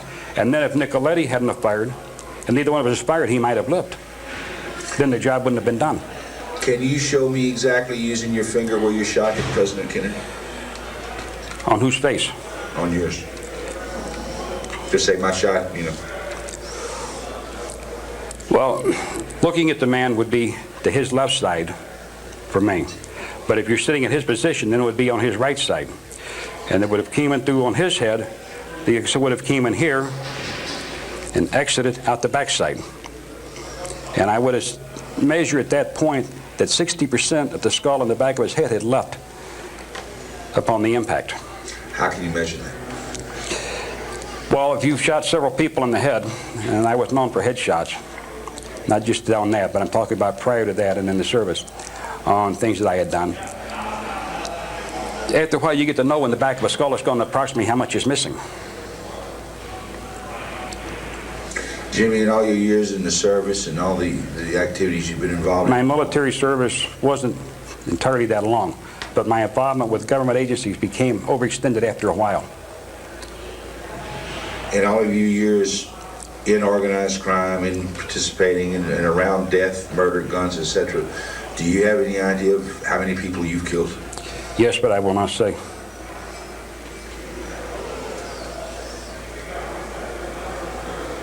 That has no bearing on it. The only party here that we're discussing about death, basically at this point, is John F. Kennedy. The other people there has no bearing on this case, and I don't even wish to discuss that. I'm sorry I asked you, but I was just looking for some human interest stuff. I know, but like I say, I don't even want to quote that figure. Didn't mean to. I only have one person to judge me, and that's when I die. You believe in God, Jim? Well, whether they say I believe or not, I don't know. I guess I do in a way, because every time I've been in trouble, a lot of times I've looked down and I said, oh God, help me to get out of this, or help me to get this done. So basically I've caught myself praying to God probably on several occasions when I needed him. But like I say, I believe there's more to life than just here. I'm not saying I believe in heaven and hell. I'm just saying I believe there's another level of plane for us that we're going to all have to service on Sunday. You told me one time on the phone that the two greatest lies in the world were religion and history. Yep. You want to elaborate on that a second? Well, history has been changed to formicate to the way of the people of, how do you put it? If you look back and you investigate a lot of our history, you're going to find out a lot of our great causes was instigated by us itself, and we covered it up and made it look like we were being infringed upon by our rights on humanitarian purposes and freedom and democracy. And so when you wave that banner, and all my life I believed in Mother Apple Pie and the American way of life and freedom and democracy. But things over the years, especially in the early 70s, started changing my way of thinking a lot on things, because I've seen how people were being abused and mistreated and being assassinated only because they knew something. Not because they had the wrong politics, or they were trying to endanger this country. Excuse me. And religion has killed more people than all the wars we've ever had. People die every day in the name of religion. They started out that way in the beginning, and it's still that way. Nothing has ever changed. Because everybody wants to say one person's religion is better than the other one. And the Irish fighting each other over there, the Muslims, the Serbs, the Croatians, you name it. There's always somebody wanting to kill somebody over their religion, over their God. And yet they say there's only one God. But I don't want to elaborate on the Bible or get into it, because that only creates too many other things going, and at least one product to another product. But I try to stay away from religion, and I try to stay away from history as much as possible. The only interest to me of history is if I was going into another country, or if I was going to do something, I wanted to read about them and know about their culture. I wanted to know what their beliefs were. And I wasn't interested in the beginning of their time. I only wanted to know about the last 10, 15, 20 years of how their government had been run and what their politics were. That's all I was interested in, or what religion was the strongest religion in that country, and how I could deal with that situation. Because I could learn more from knowing that country than I could from everybody telling me what everybody thought about it. Jimmy, if today was November 22nd, 1963, and you were standing in Dealey Plaza right now, would you kill the president again? If I was under orders, or if I had been asked to assist, I would do just like I always did. I would follow orders. I never disobeyed an order.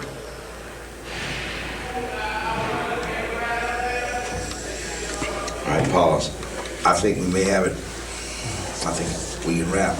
I can't think of it. As far as John F. Kennedy goes, the president, even though he was the president, today everybody tells us what a great man he was. But back then, and I was there, and I was seeing the things that were happening from the Cuban Missile Crisis and everything else. Nobody really liked Kennedy back then that I could find. Everybody I talked to didn't like him. Like I say, I had my own personal reasons for the Bay of Pigs. But yet other people From the military to the Secret Service to the FBI, to everybody. I mean, even the people around him, even his own staff, because he was, like I say, I won't get into all his bad habits, but as far as I know, nobody liked the man. But yet today they tell us what a great man he was, but that's only history and only because he was President of the United States. And nobody likes to admit that we made a mistake. Did you or any of your friends, Nicoletti, Roselli, and one, know about Marilyn Monroe and John Kennedy? I don't know if they knew or not. I never asked. And again, as far as the other people involved, such as Marilyn Monroe and all those other stories that people have told, when we sit around or we went somewhere, once Mr. Nicoletti and I had done something, that was history. That was yesterday. We never talked about it thereafter. It was never brought up again. Because that's how he wanted it, and with his training and his beliefs. And like I say, I wanted to follow in his footsteps because I believed in this man so much. I worshiped this man.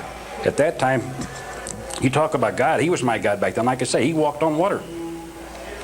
Did Nicoletti work for the mob and the CIA too on different occasions? Mr. Nicoletti was strictly organized crime. As far as the CIA goes, Johnny Roselli was the liaison between the mob and the CIA. And Nicoletti had talked with him a few times, but this is what got Nicoletti killed, I believe, was the involvement when he started talking with the CIA or the Secret Service or whoever had talked to him, and he was being called back because I think they killed him the day before he was to appear at the New Intelligence Hearing Committee or whatever it was they had going, because somebody was afraid he was going to talk.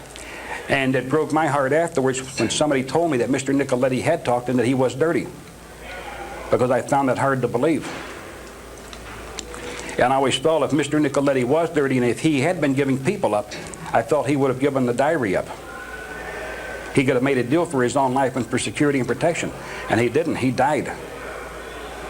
And we knew that he was in great trouble at that time. I didn't really understand the depth of it because I did not believe that the man would give anybody up. Now, I don't know who killed Mr. Nicoletti. I don't know whether the organized crime family did it or I don't know whether the government killed him. I have no knowledge of who killed him. Like I say, if I had known, believe me, I would have been hunting them down. And I would have died trying to get the people that got Mr. Nicoletti. So the U.S. government will kill people? Definitely. Say it. The U.S. government will kill people. That's definite. There's no problems. There are no questions. He's not the only one they killed. But like I say, if they killed Nicoletti, I don't know for sure. I don't know who killed him. But if I did know, I would have put an all-out effort. And there's only one thing in my life I have ever feared, and that was failure, to complete an operation that I had started on. And like I say, when I say I love Mr. Nicoletti, not as a man and a woman, but I loved him as a protege, as a father, as a brother, or whatever. But to me, like I say, he was my God. He walked on water. When you were walking out of Dealey Plaza from behind that fence, did anybody try to stop you or anybody ask you anything, or did anybody see your gun? Did anybody say anything to you?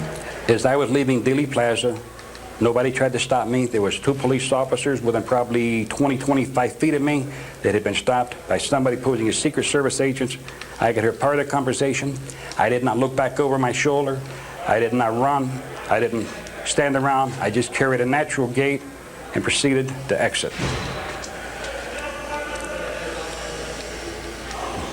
That's just like a businessman walking away from lunch.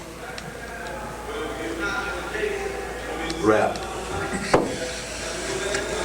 Can you think of anything else you want to add, brother? The 3 organized crime figures implicated by James E. Files as co-conspirators in the assassination of President John F. Kennedy met with the following fates. On June 19, 1975, Sam Giancana, who was to be transported to Washington, D.C. to testify before the Senate Select Committee on Intelligence 5 days later, was shot to death in his home. In 1976, Johnny Roselli gave top-secret testimony before the committee. Shortly afterwards, and before he could be called in for a second appearance, he was brutally murdered in Miami. Roselli's murder prompted the formation of the U.S. House Select Committee on Assassinations. In 1977, the committee announced it would call in Charles Nicoletti. Nicoletti was murdered shortly after the committee's announcement. On March 29, 1979, the House Committee concluded that President Kennedy's death was probably the result of a conspiracy. James E. Files continues to serve the remainder of his 50-year sentence for shooting a policeman in Joliet, Illinois. As of this publication, he must serve a remaining 43 years. The FBI has officially dismissed Files' confession as non-credible.